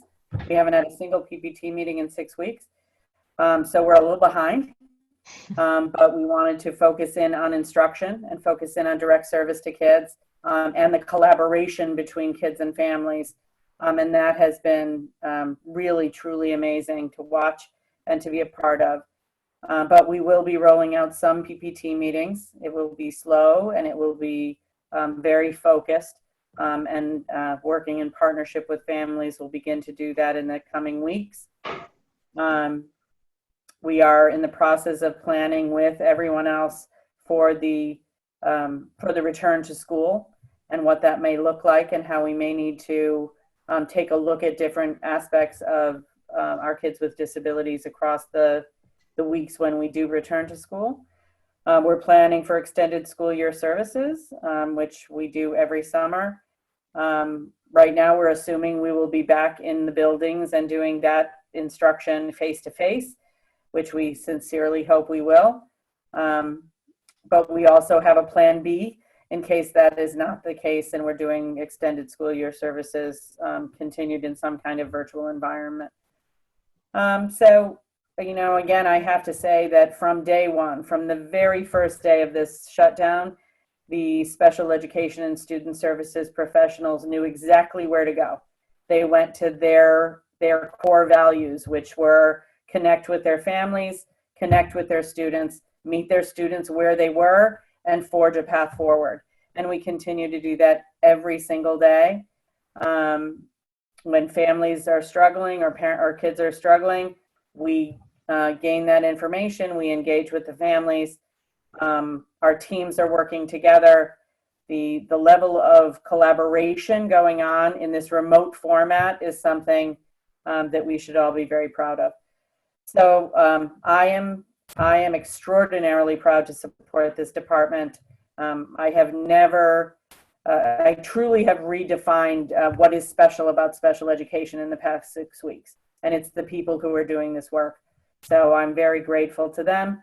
To the families, I say, kudos to all of them. They're working very hard, but they also need to give themselves a break, and we all need to get through this well and able to come back strong and ready to go forward.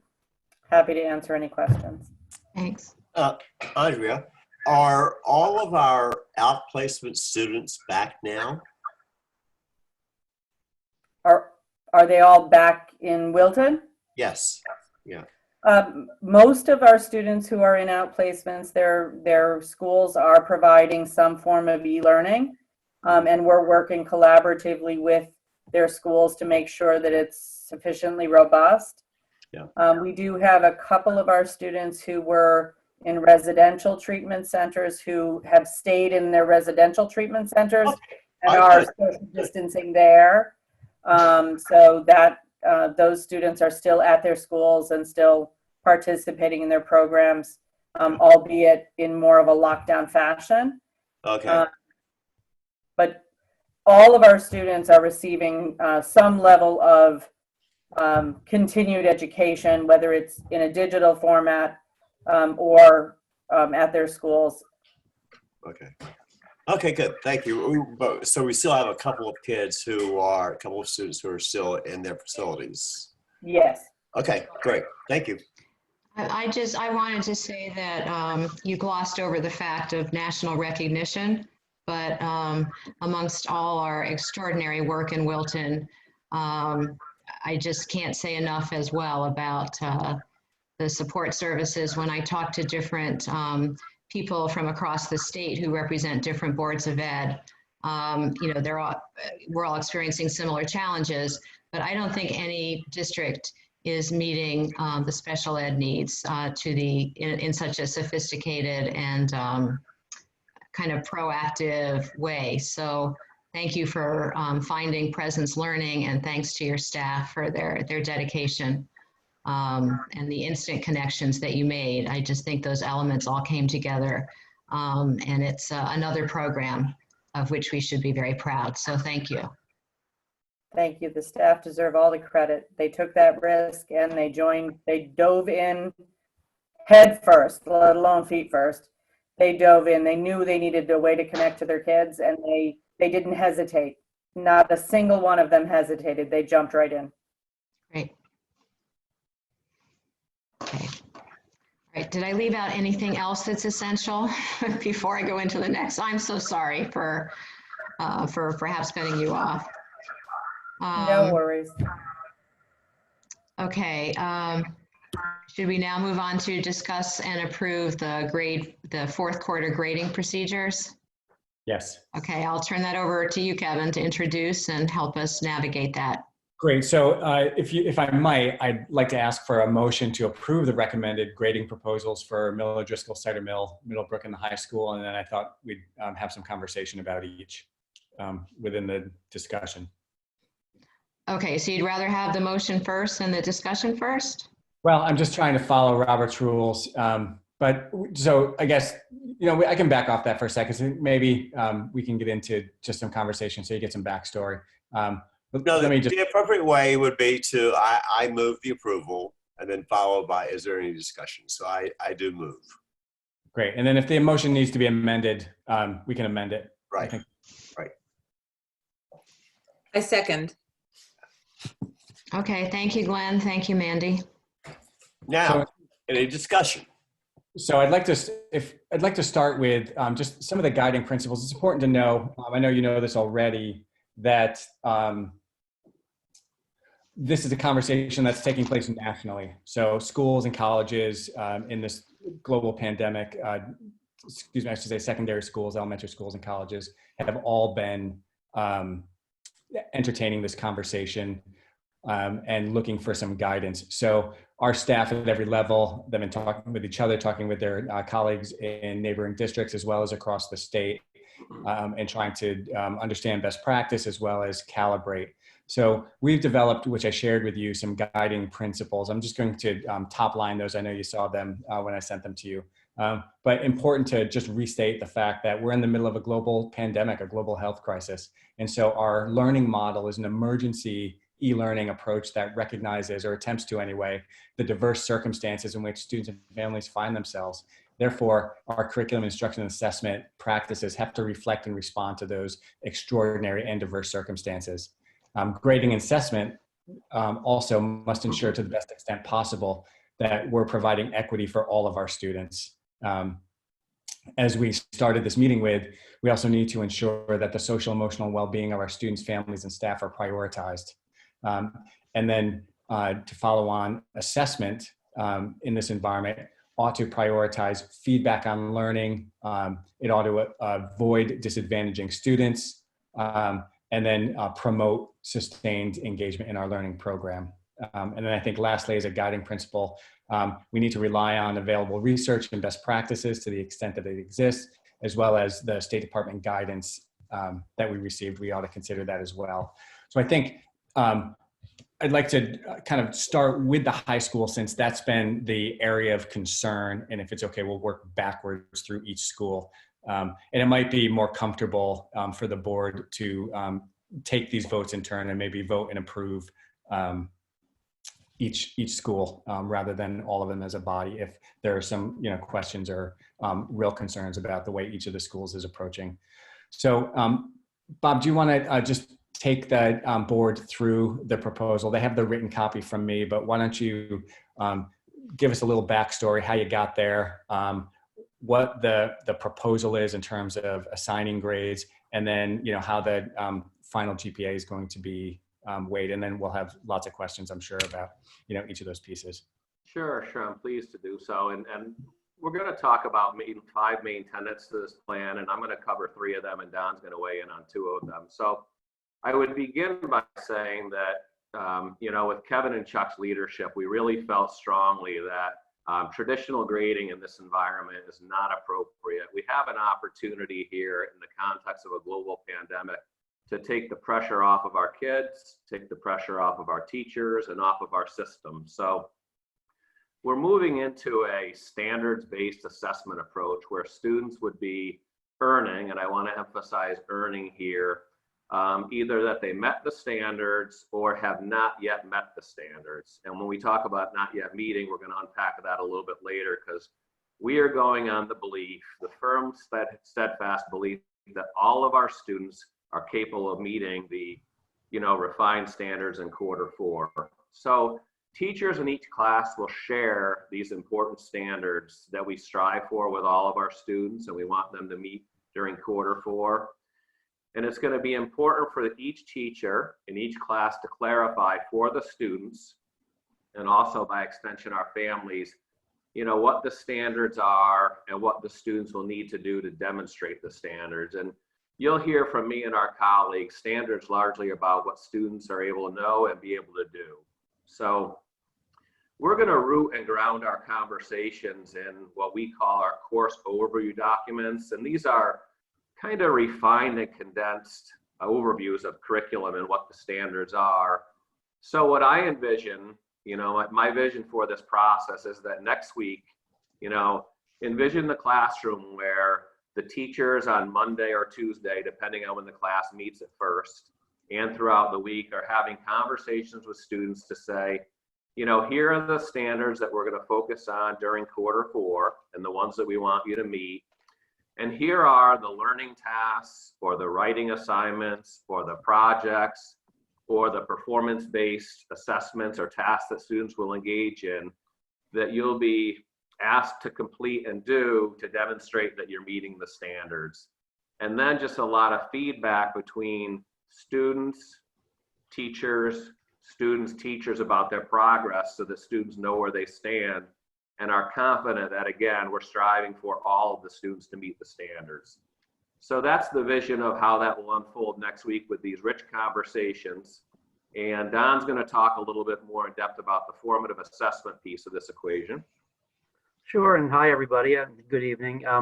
I know the audience has heard us all talk about formative assessment many times before. It is an important piece of this kind of program.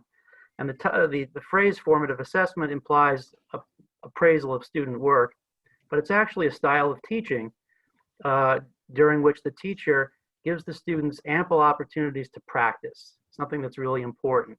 And the practice builds towards meeting the standard. And what the teachers are doing is modeling and then watching when the students practice and listening and providing important feedback that helps students move forward. And this just involves feedback that's growth oriented, and it takes each student where he or she is and helps move them forward. It's not a standard grading system where you look at what a student is doing in a moment, take a snapshot and call it either excellent or poor or fair. It's more about finding the student where he or she is and moving them forward towards the standard with rich feedback. And this allows us to take care of all of our learners because it values the student where he or she is and their growth potential. And I think we all know that in Wilton, we have a very large group of high-level learners who are going to continue to engage at a high level and need that level of rigor in teacher feedback and support and growth.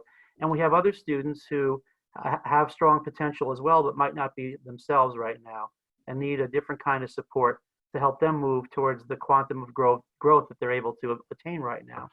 So this is all about practice and feedback and growth. And I think that's going to be good for this situation and good for our kids. So, one of the biggest questions on the minds of educators and parents, and I'm sure board members, is, how do you serve everyone's needs? And, how do we continue to motivate and engage students to be ready to learn without the incentive of the conventional grade? Fundamentally, how do you motivate 1,283 students without grading in the town of Wilton? And how do we support those that aren't able to access their learning for reasons beyond their control so that we have equity of opportunity in the process? And, I want to emphasize to this board that there's no one right answer, but we clearly need a system that incentivizes all of our students without penalizing any student. So this system will allow for achievement, while simultaneously holding all students, and especially those at risk, harmless.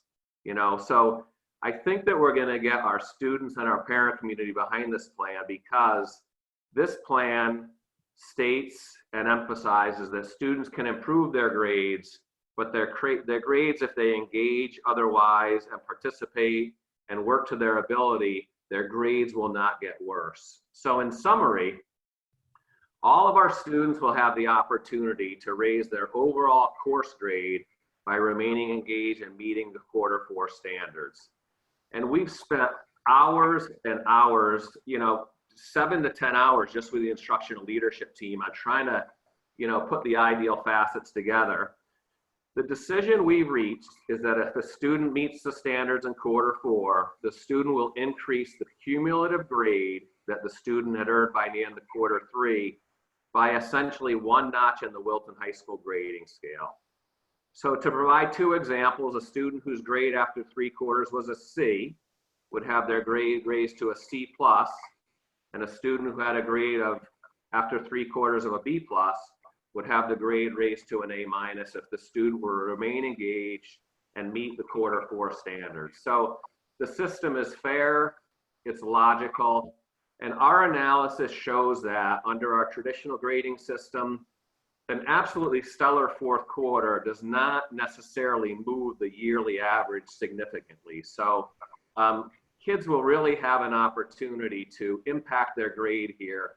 And in evaluating all the variables here, we just felt that that had to be one fundamental part of the plan, some incentive for students. So year-long courses, they will be weighted 30, 30, 30, 10, which I've talked to the community about.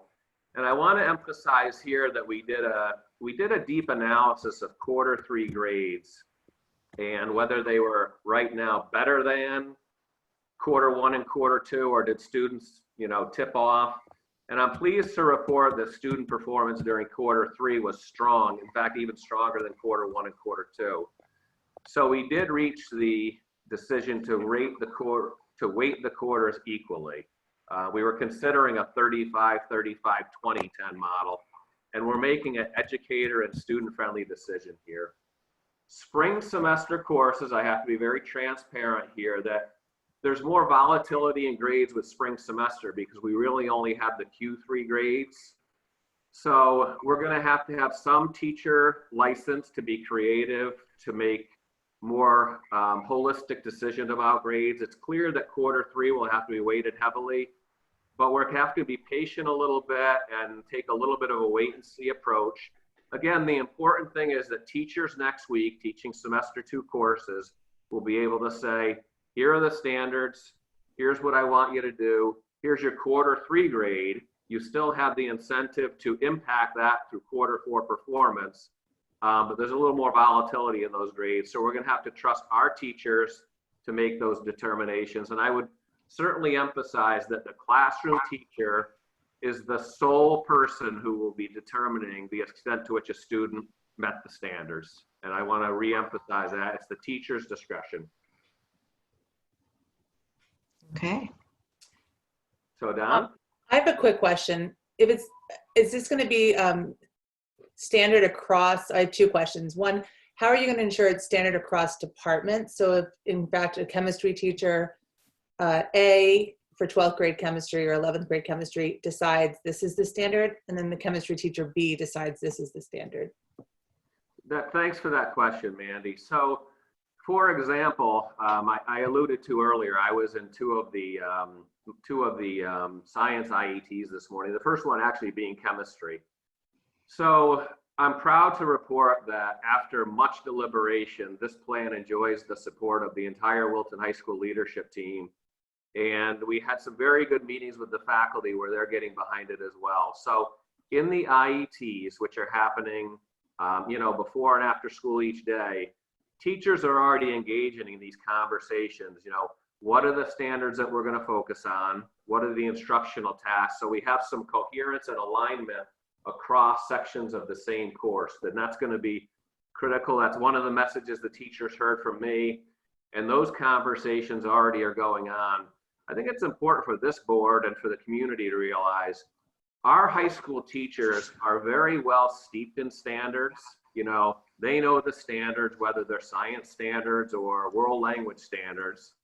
But standard-based assessment is a little bit of a shift for them right now. So these rich conversations are already happening, and I'm glad you provided that example, because chemistry, I would say that based on my experience, as of 9:20 this morning, working with them, they're already fully aligned. They're amazing. So that will happen across courses in our high school to ensure that students know what's expected of them and that we're meeting the same standards in the same sections of the same course. Mm-hmm. And then one more question, what about labs? How are we gonna, for students who have application labs? Well, as you know, and I'm assuming you're maybe alluding to science, that's what comes to mind for me.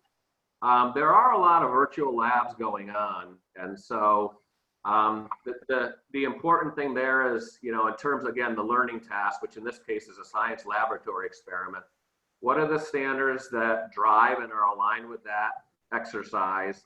And then it's important for the students to know, here are the standards, and here's what you need to do to demonstrate that you're meeting them. So that is definitely part of the experience and the equation in our science program right now. And they really want to keep that going. Sorry. Great. Bob, I have two questions.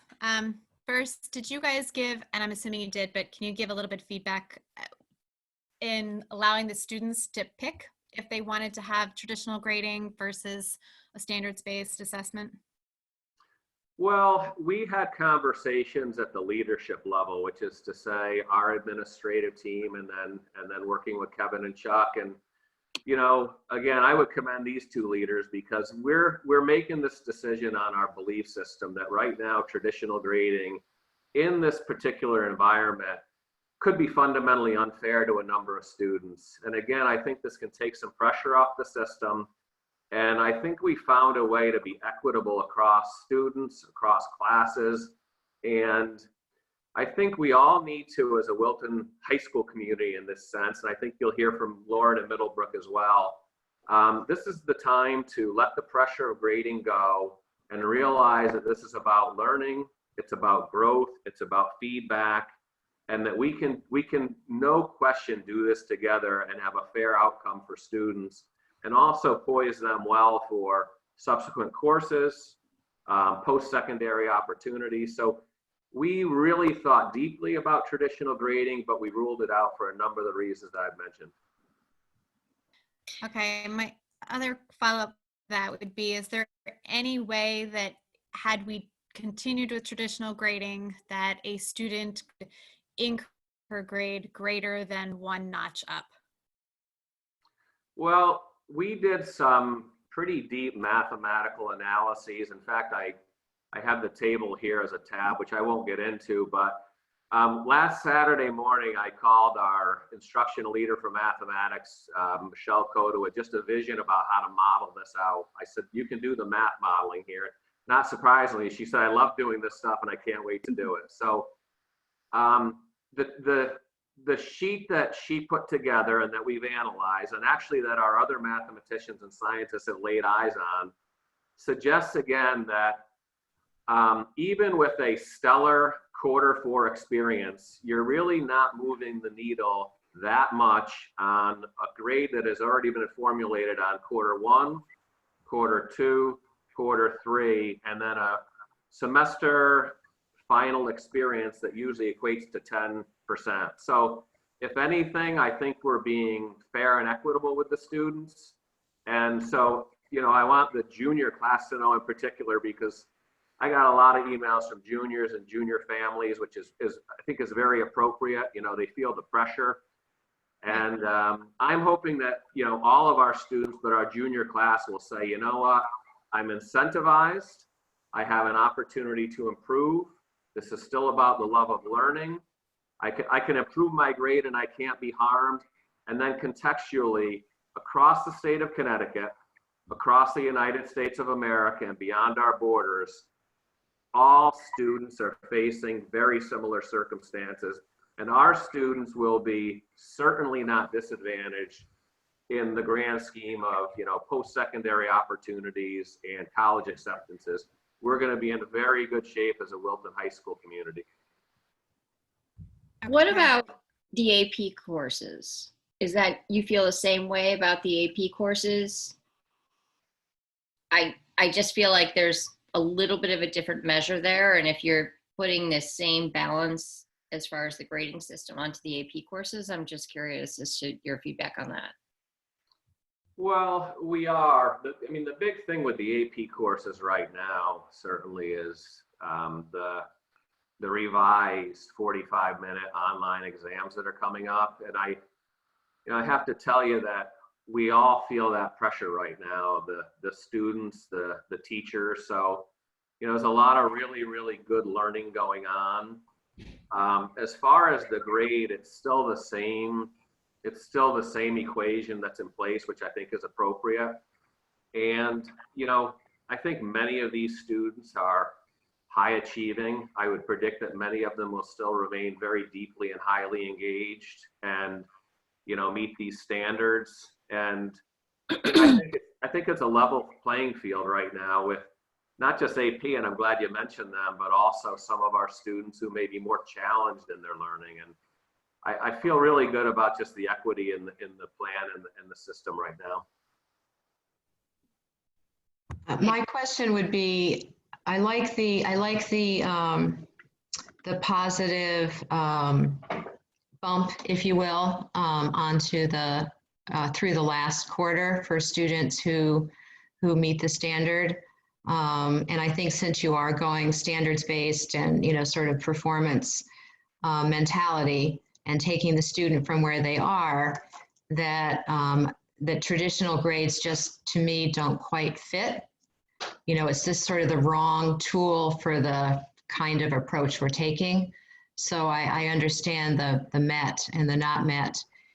Can you talk us through a little bit about, because you said you've had hours of discussion. So, you know, I thank you for working with your team and to get the high school faculty, even a group of the high school faculty unanimously agree is amazing. So I kind of don't want to look a gift horse in the mouth there.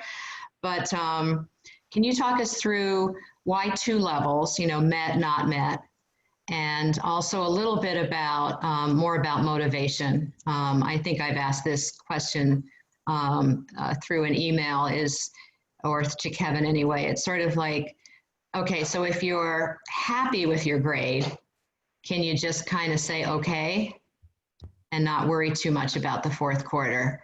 So I just wanted to put those kind of difficult questions out there. Sure. So the question about the different levels with the met and not met, we did have some deep discussions about, and I'm going to I should preface my comment by saying, you know, we're just not going to go there. There was some consideration of met with distinction. And for those of you who saw the information from the State Department, that was recognized as a possibility. Again, we felt that equity should reign in this system. And we also felt that in a system where we're shifting to standards-based assessment, which again, our teachers will be very well equipped to do so, but it's going to be a lift for them. We felt that to be able to distinguish between meeting standards and meeting with distinction, it could be a little bit more arbitrary and subjective than we were prepared to assess. So we did rule that out. It was proposed by some, and we thought, you know, we're just not going to go there. We feel comfortable where we are. There is some consideration, and I think you're going to hear this from Lauren about for the students who are not engaging. You know, do we look at a level that would be something like insufficient evidence or did not assess for students who could not engage? And then Debbie, you know, the motivational piece. And firstly, I appreciate you commenting on bringing a high school faculty to consensus. We just love our teachers, and they just care, and they saw the through line and the calling here. I think the motivational piece comes down fundamentally to the connection between student and teacher.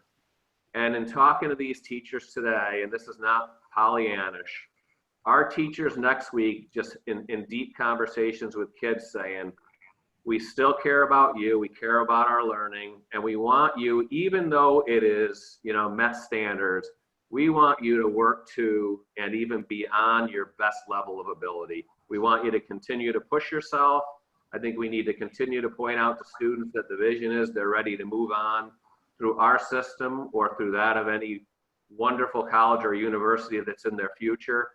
So I think that's the motivational piece. I think it's a question of the love of learning still, and I don't think I'm naive in stating that, but also the fact that we really expect you, and I know that you expect yourselves, and I know that your family will be proud when you meet these standards, and then subsequently you get a bump in your, you know, in your grades and your GPA. So I think that's the motivational piece, and I think our teachers can do it, and I think our students can buy into it, and I'm really looking forward to our parents supporting it. Okay, thank you. Glenn, you haven't commented. Do you have comments? Yeah, I think, Bob, you kind of hit the nail on the head in terms of my thoughts about this. And, yeah, it has been that at the end of the third quarter, which we have finished, you've got your grade.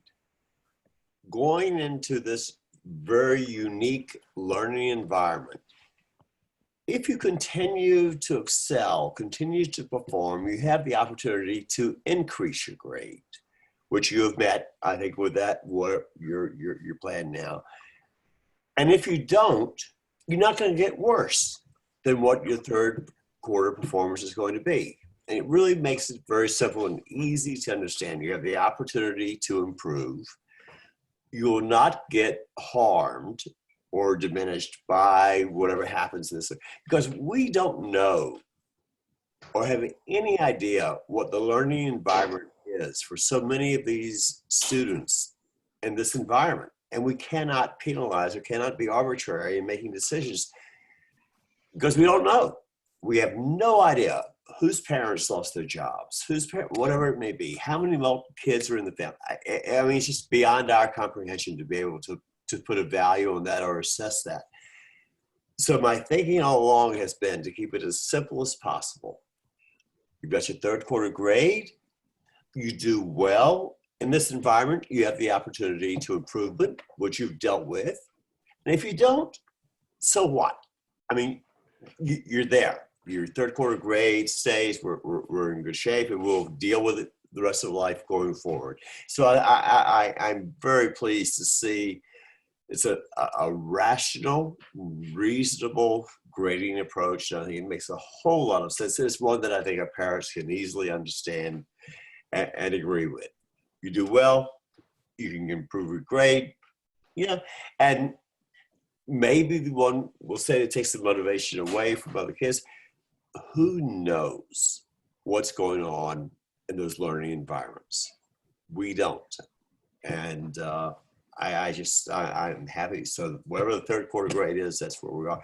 I'm glad to see it, Bob. Thank you so much for a very thoughtful and reasonable approach to how we deal with this.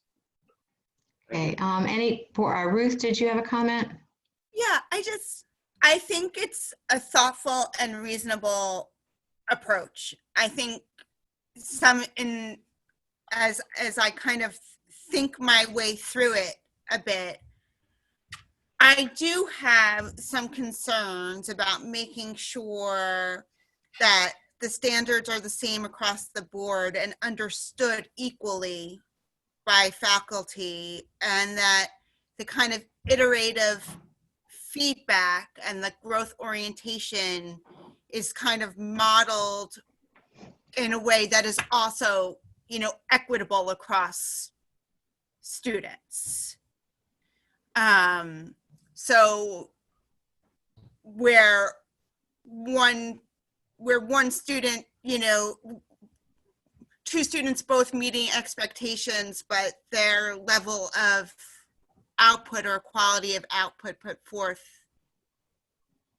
varies tremendously.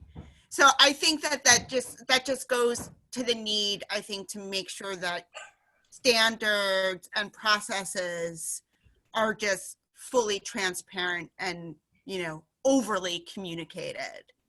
So there isn't any kind of confusion or feeling of, inequality or lack of parity across classes and even within kids within the same class. Mm-hmm. Well, that's a valid concern, and maybe I could say a few words about the process that got us to these standards to see if that makes it transparent, because thankfully it was a very collaborative process and doesn't leave a lot of room for renegades and really builds the right platform for fidelity and implementation. So some time ago, under Chuck and Kevin's leadership and Bob's leadership, of course, the high school started developing these sort of course overview documents that are meant to be student and parent friendly, to understand at the end of a learning segment what students are going to know and be able to do. It doesn't have a lot of jargon, a lot of edge-speak. It's not rooted in hardcore standards. It aligns with the standards, but it's in common English. And those documents were drafted in teams of teachers who taught the same course in a collaborative way. So everybody had to gain consensus and buy-in before the document was finalized. That's the fountain from which the current quarter four standards are going to flow. The teachers, again, have chosen these. And again, if they teach a like course, the chemistry teachers, the US history teachers, all have collaborated to pull the 2 or 3 most essential standards and outcomes. So the process was built in a way that encouraged collaboration and consensus and discourages any kind of disparity in outcome. So that's always a big concern, that you have across sections a common assured experiences. And I think one of the silver linings in this crisis is it's caused us to re-examine and re-marshal these assets and use them in a way that can be very equitable. Mm-hmm. Okay, are there further comments or questions? I see the time. I also sort of am hearing consensus.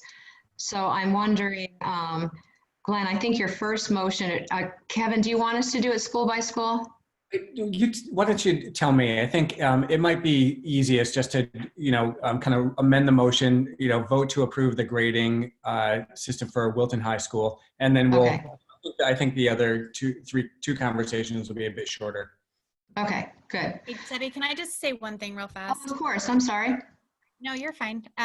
Bob, I guess my main concern with all of this and listening to parents and some of their concerns really goes back to the engagement and motivation of their students and of their kids.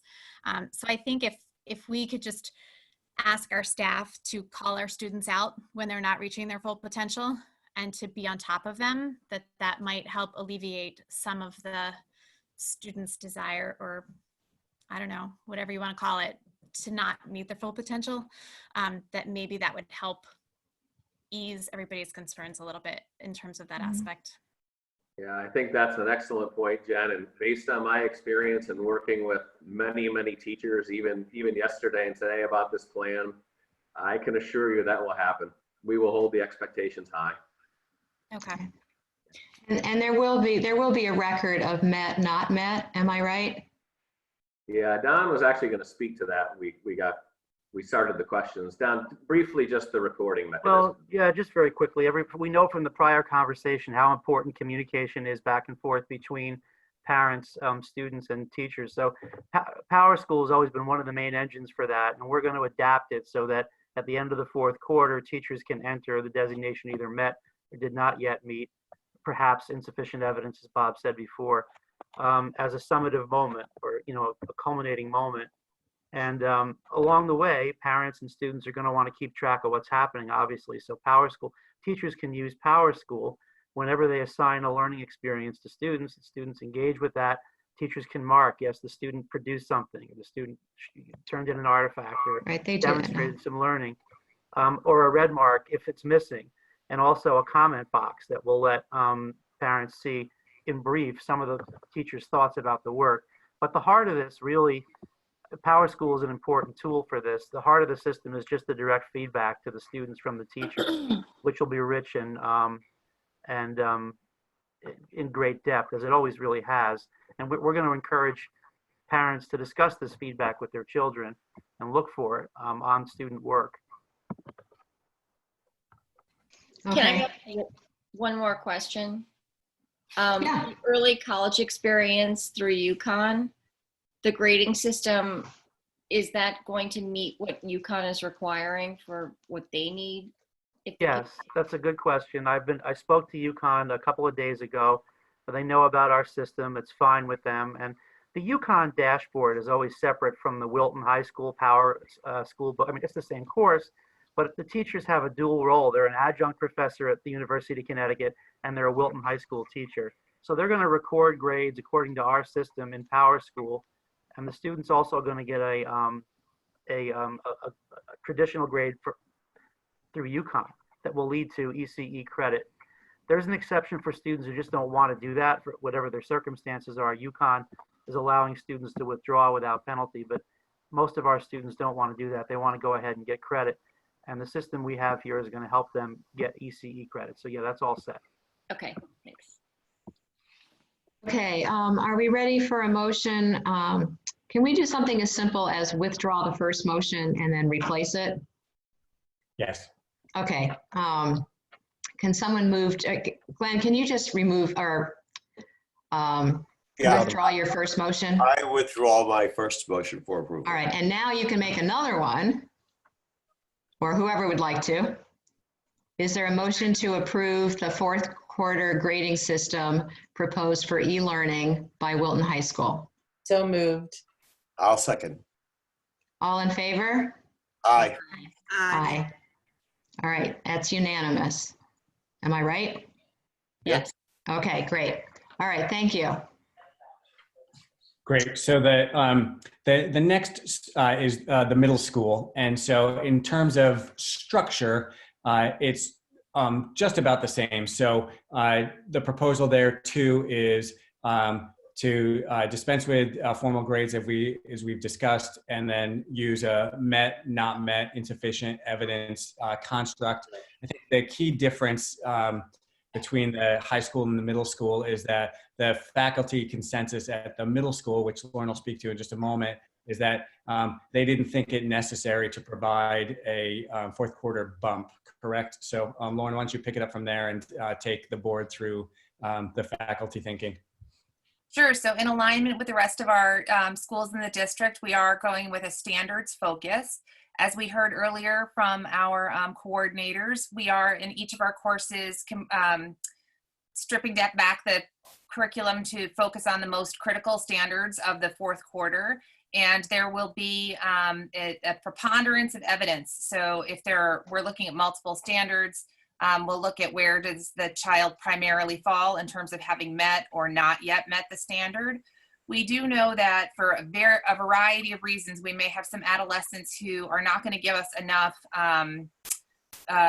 evidence to make a firm judgment in terms of whether they've met or not met. And so we do have the option of an insufficient evidence, which is an ungraded, which is really just to be accurate in our reporting in terms of what kids did and did not evidence.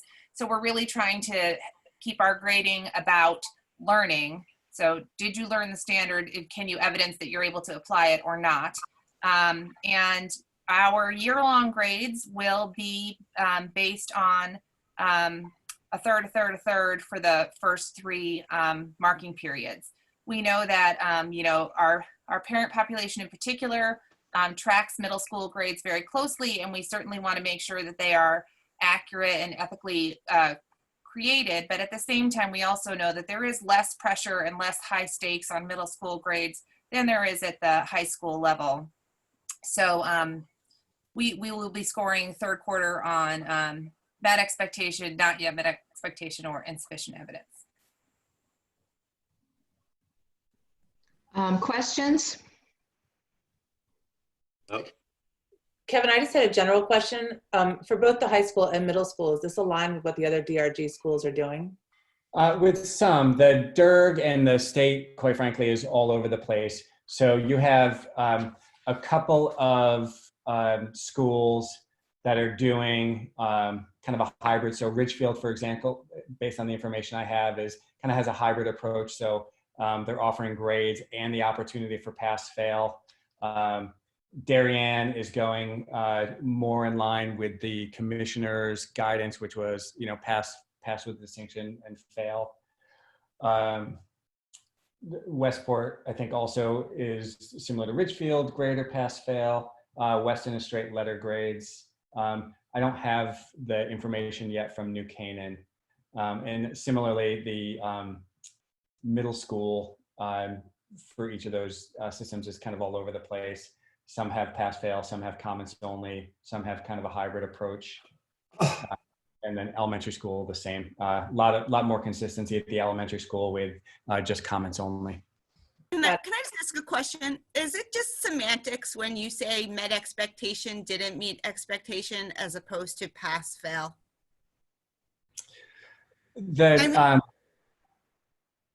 I think that there's met expectations, there's met standards, and there's pass-fail. I mean, I think that we are really... I'm sorry, I meant to say met the standard, didn't meet the standard, and pass and fail.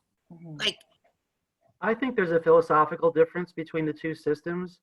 I think met and did not meet is a growth-oriented system that acknowledges a child might grow according to his or her potential, even though they don't meet the standard, and that wouldn't really be a failure necessarily.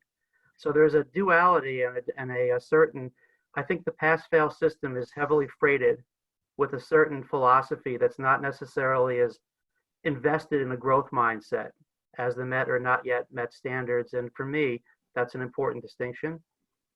but even if you are growing, you can still not meet the standard, correct? Yeah. Yes, but it doesn't imply that you're a failure. It just implies that you grew the extent that you did, and you still need to grow more. Yeah, in fairness, and it's even, I think we've taken that even a bit beyond and said it's not simply not met, it's not met yet, because we are trying to keep the door open in this environment to help bring kids along. I think Lauren, I have a question. Oh, sorry, go ahead. Go ahead. No, I'm good. What's the incentive or motivation to continue working if our kids' grades have already been determined based on what they've already done? So if we're taking away that grade bump, what's kind of the point of them doing what they're doing or encouraging our kids to stay in it? I mean, I think that it's that they are maintaining their connection and their relationship with the teacher. That really what drives more than grades at the student level, where the teacher feedback is really what's going to drive that. Celebrating where they are having success and getting some personalized support where they can level up. Which I think in theory is really nice, but I don't see our kids buying into that kind of a plan. Mm-hmm. To be honest with you, when we met with the team leaders at Middlebrook, they were very clear that they did not feel that the students at Middlebrook were motivated by grades. Okay. At this level, it's not like it is at high school, and that I don't want to say pleasing the teacher, but meeting expectations of the teacher was more important in terms of motivating students than grades. And I'm just telling you what that team told us. Do you think, it's been a while since I've had to have a middle school kid live at my house. But I share Jen's concern to some extent in that I can remember my middle school kid. And I'm just worried that if he might be the type of kid that if he had ever heard something to the effect of "it doesn't count," might have taken advantage of that. So that's the blowback that I worry about. And I hear what you're saying, Lauren, and I certainly appreciate where the teachers are coming from, but I have to admit I'm wrestling with that. I feel like we're just giving them the opportunity to do the bare minimum. You're giving them the opportunity to go in there, do whatever they need to do to get by, and to not really get in there and engage and to reach their potential. I think that there are several components to the conversation that all lead us to where we are. And I will say that there is some mixed feelings about the conversation within the faculty. I think part of this is our real commitment to the fact that we want to be focused on student wellness, and we don't want to be putting pressures on children. I think that there are some students who are going to benefit from their teachers lighting a little fire under them. But the lighting the fire under them should always come after we've explored the "are you okay? Do you have what you need?" There's the "are you physically okay?" and the "are you emotionally okay?" And I think that we are walking carefully around giving that kind of feedback to young adolescents. Our students are at a developmentally sort of fragile stage. And we want to make sure that we are not using carrots and sticks in terms of, if you don't do this, then I'm going to fail you.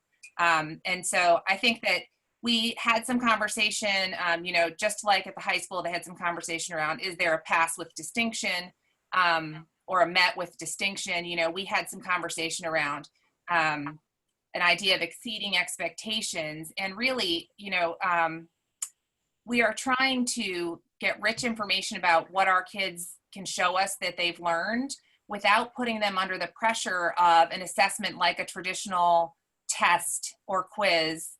And I think that it is difficult to keep the emphasis on student wellness while trying to hold the stick high enough, hold the bar high enough for to measure where's the distinction between you met and you went above and beyond.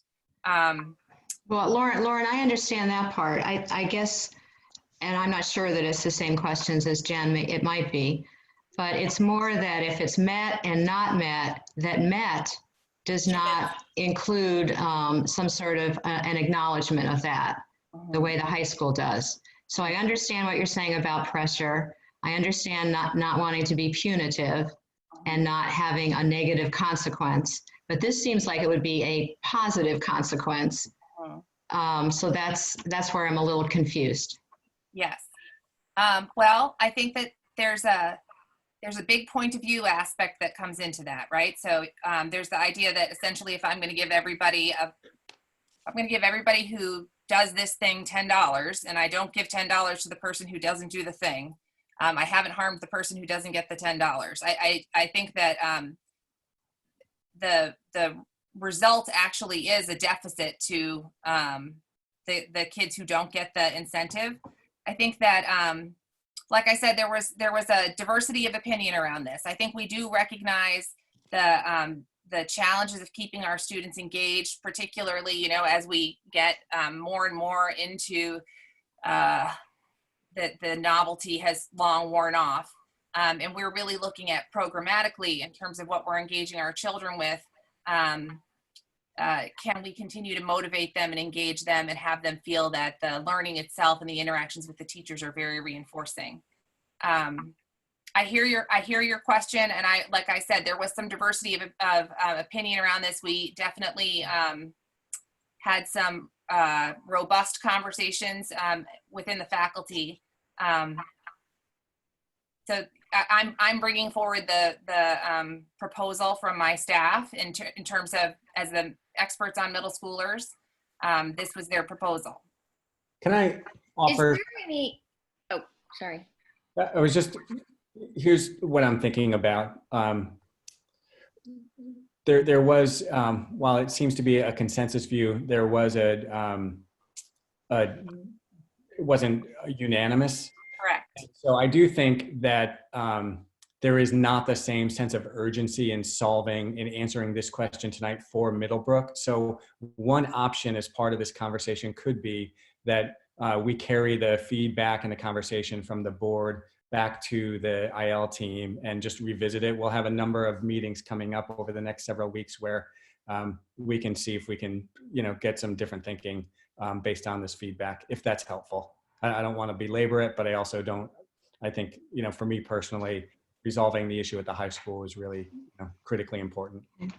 Well, let me just take a quick sort of ask of the board members. Do you think it warrants more time? Do we understand where the middle school is coming from enough to support, or would you like to give it more time? Just kind of where are you so we can keep moving tonight? I have a couple brief questions. And I don't know, I'm happy to bring this up again. They aren't huge, but it's just a matter of carrying it over to the following year, whether it's within Middlebrook or into the high school. So Gretchen, can you be a little clear? Are you asking about how we're understanding where kids If are? it's a pass-fail, what I want to know is is there going to be some written explanation of how the student was, whether they were passing or whether they were failing? Is the teacher going to write a little bit more? And I'm not asking for the teachers to do more work, but if you're not giving a grade and it's going to be, one or the other, is it this student really tried hard and they just didn't make it, or this student didn't try hard and yet they still passed? Yes. So and that is really one of the reasons why the insufficient evidence is so important, right? Because there's the children can make a really earnest effort and be well engaged and not actually be able to evidence that they mastered a standard or that they've met a standard, right? So the idea that we can really respect that a child worked hard and persisted and wasn't able to meet the expectation. And that's very different from saying there was insufficient evidence, which maybe was because of illness or some other limitation in the home, or if the child really depends upon some sort of a modification or support that is much more difficult to replicate in an e-learning environment. So the distinction between insufficient evidence and did not yet meet, I think, is an important one there. I also do think that we are looking at compressed standards, and there will be communication from the sending and receiving teacher around what the work was that was what the child was able to evidence success in. So while the child will receive a grade based on the preponderance of evidence, if the course is looking at multiple standards, the information about the specific standard will be communicated up to the receiving teacher. Okay. And the importance of pre-assessment at the beginning of next year and going into new units as they progress through next year just can't be overstated how important that is. Right. Okay, I think I would like Debbie just to have a little bit more time and just a little bit understanding more about, I think that there needs to be some type of incentive or acknowledgement or I think reward of some, and I'm not necessarily meaning that it's a grade bump or whatever. I would just like to have more of kind of an understanding for myself in terms of the role that grades actually play in the life of a 6th, 7th, and 8th grader, and what we can do to make sure that they feel accomplished. So I do think that one of the aspects that's important here that hasn't been mentioned, because it's not a grade per se, is that the middle school does very heavily use teacher comments. Every teacher does make a comment for every student, and that really philosophically grades are about indicating what students did and did not learn of the content of the course.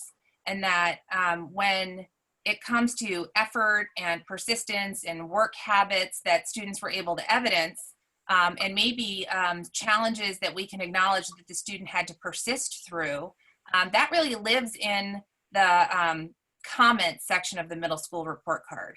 And, you know, we went around and around in the conversation. At one point we talked about maybe there should be a grade and an effort grade, you know, but that really the personal comment, which is not as lengthy and robust as an elementary narrative, is really where we can acknowledge the kind of work and the kind of persistence that the student did or did not bring to their effort in the fourth quarter. Hey, Lauren, I'm actually going to be a little off on what the fellow board members are saying. I agree with you. I'm much more concerned about having a robust narrative to help the teacher next year and instilling some intrinsic motivation in our children versus the bump of the grade from a B+ to an A-, as long as we can ensure that there's a really robust narrative that follows the child into the year next year. I think that, you know, when you start talking about a really robust narrative at the middle school level, you end up sort of with a mosaic, right? It's not that any single teacher is going to write a great deal, but you're going to get little snapshots from many different teachers. I think that's the most important, in my opinion.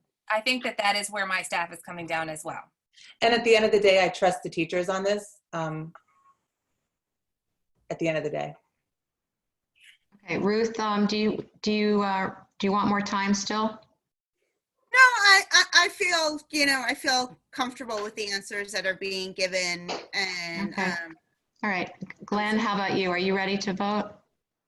Yeah, I think so. I don't know that prolonging this, Lauren's comments about the student or the teacher's narratives about the students seem to make sense. Okay. You know, it is not the end of the world in Middlebrook in terms of grading. And I have to trust the teachers and her staff that they've given this thought, and this is their presentation, and it makes sense to them, and it will make sense to the students and to the parents. So I think that obviously there's been a lot of discussion about it, and it's been well thought out. Not the same as a high school, certainly, but for a middle school environment, it seems to make some sense for me. Okay. Jen, are you more comfortable? No. No, okay. I think I'm still struggling with the whole, like, it is middle school, and I realize that grades, at the end of the day, at least in my personal opinion, really don't mean all that much in middle school because it's middle school. But I think to some of our kids, that's a motivating factor. And so if there's no harm in doing the grade bump, I don't know why we wouldn't do it. So I guess maybe if somebody can share with me the negative of doing it for them, then maybe I would feel better about where we're headed. But I appreciate your comments. I'm also looking at the time. So Middlebrook may not come back with a different answer, and that will be okay. But at least, Lauren, if you could take it back to your staff, you know, sort of explain some of the perspectives and a little bit of the hesitation and also a lot of the understanding of your rationale as well. If it doesn't change anything, then come back and tell us that, and we'll be ready to vote, and we'll do that next week if that's okay, Kevin? I think that's just fine. Yeah. Okay. All right. Does that sound all right? Oh, sure. Yeah, thank you. Okay. All right. So let's just hold off, reconsider this next week. And again, Lauren, that's not to say you and your staff have to change. It just means go and at least discuss. Sure. Okay. How about where are we going now? Great. So we're going to just wrap up here with Miller Driscoll and Cider Mill. And the recommendation is that they, on their report cards, they provide narrative comments, both general and personal comments. They're also proposing that they don't include any progress marks for the third trimester, and that the comments from teachers are going to focus to the maximum extent possible on standards. On their report card, the column for third trimester standards are really just going to be grayed out, and the feedback they'll get will be the comments. Additionally, as Kathy and Jen, I think both mentioned in their presentations, they're working with their teachers to have students develop an end of year, what they're referring to as a portfolio of pride, which will include samples of reading, math, specials, and social emotional learning. And I guess I would expect that, you know, as we were talking about transition, those portfolios will also be available to the receiving teachers to review. And so that'll be another measure that parents and teachers can look at to get a sense of where kids are and what they're ready to learn. As I mentioned a few minutes ago, this proposal is also very much in line with quite a number of districts here in the DIRG. Okay. Any questions, comments? My only comment would be is just to get the word out on the e-portfolio sooner rather than later, because I know parents are kind of like recycling materials or like feeling like they have lots of paper around and, you know, clearing off desks and whatnot. So yeah, that's it. We will, Ruth. We're waiting for you guys. To No, give I us hear the- you. I'm just, you know, that was it. Cause you know, my piles are, Yeah, I think both Kathy and Jennifer are giving thought to this, and it makes sense for their situations. It seems it's fine. I don't think there's any major issue for me there. I also just want to give Dr. Jeremy Cross credit because this was his idea. So he threw it out there and we ran with it. Yeah. Great, thank you. Gretchen, Jennifer, Mandy, any other comments? Nope. Okay, can I have a motion to approve the last trimester grading proposal for our e-learning environment this year for Cider Mill and Miller Driscoll? So moved for Cider Mill and Miller Driscoll. Yep. Yes, I hope I said it right. Okay. We had a motion and a second. All in favor? Aye. Aye. Aye. It's unanimous. All right, congratulations and thank you. And we will try to wrap up Middlebrook, you know, with just a little bit more time. We can add it to next week, and I hope that doesn't hold anything up. All right, we are at the, where are we? At the end of the agenda. There are some future meetings there. I think we've already pointed those out. Are there any comments from the public? Lucille, did you get any emails during this meeting or now? No, I did not. Okay. All right. Having accomplished our agenda, no public comments, I hereby adjourn the meeting. So thank you, everyone. Sorry for the time, but thank you all for being so thoughtful. And I'm glad we got to have this discussion. And thank goodness we didn't talk about budget. So there's no time. There, we'd be here at midnight. Everybody get a good night's sleep. Thank you so much. thank you. All right, thanks, Emma. Good night, everybody. Bye. Good night.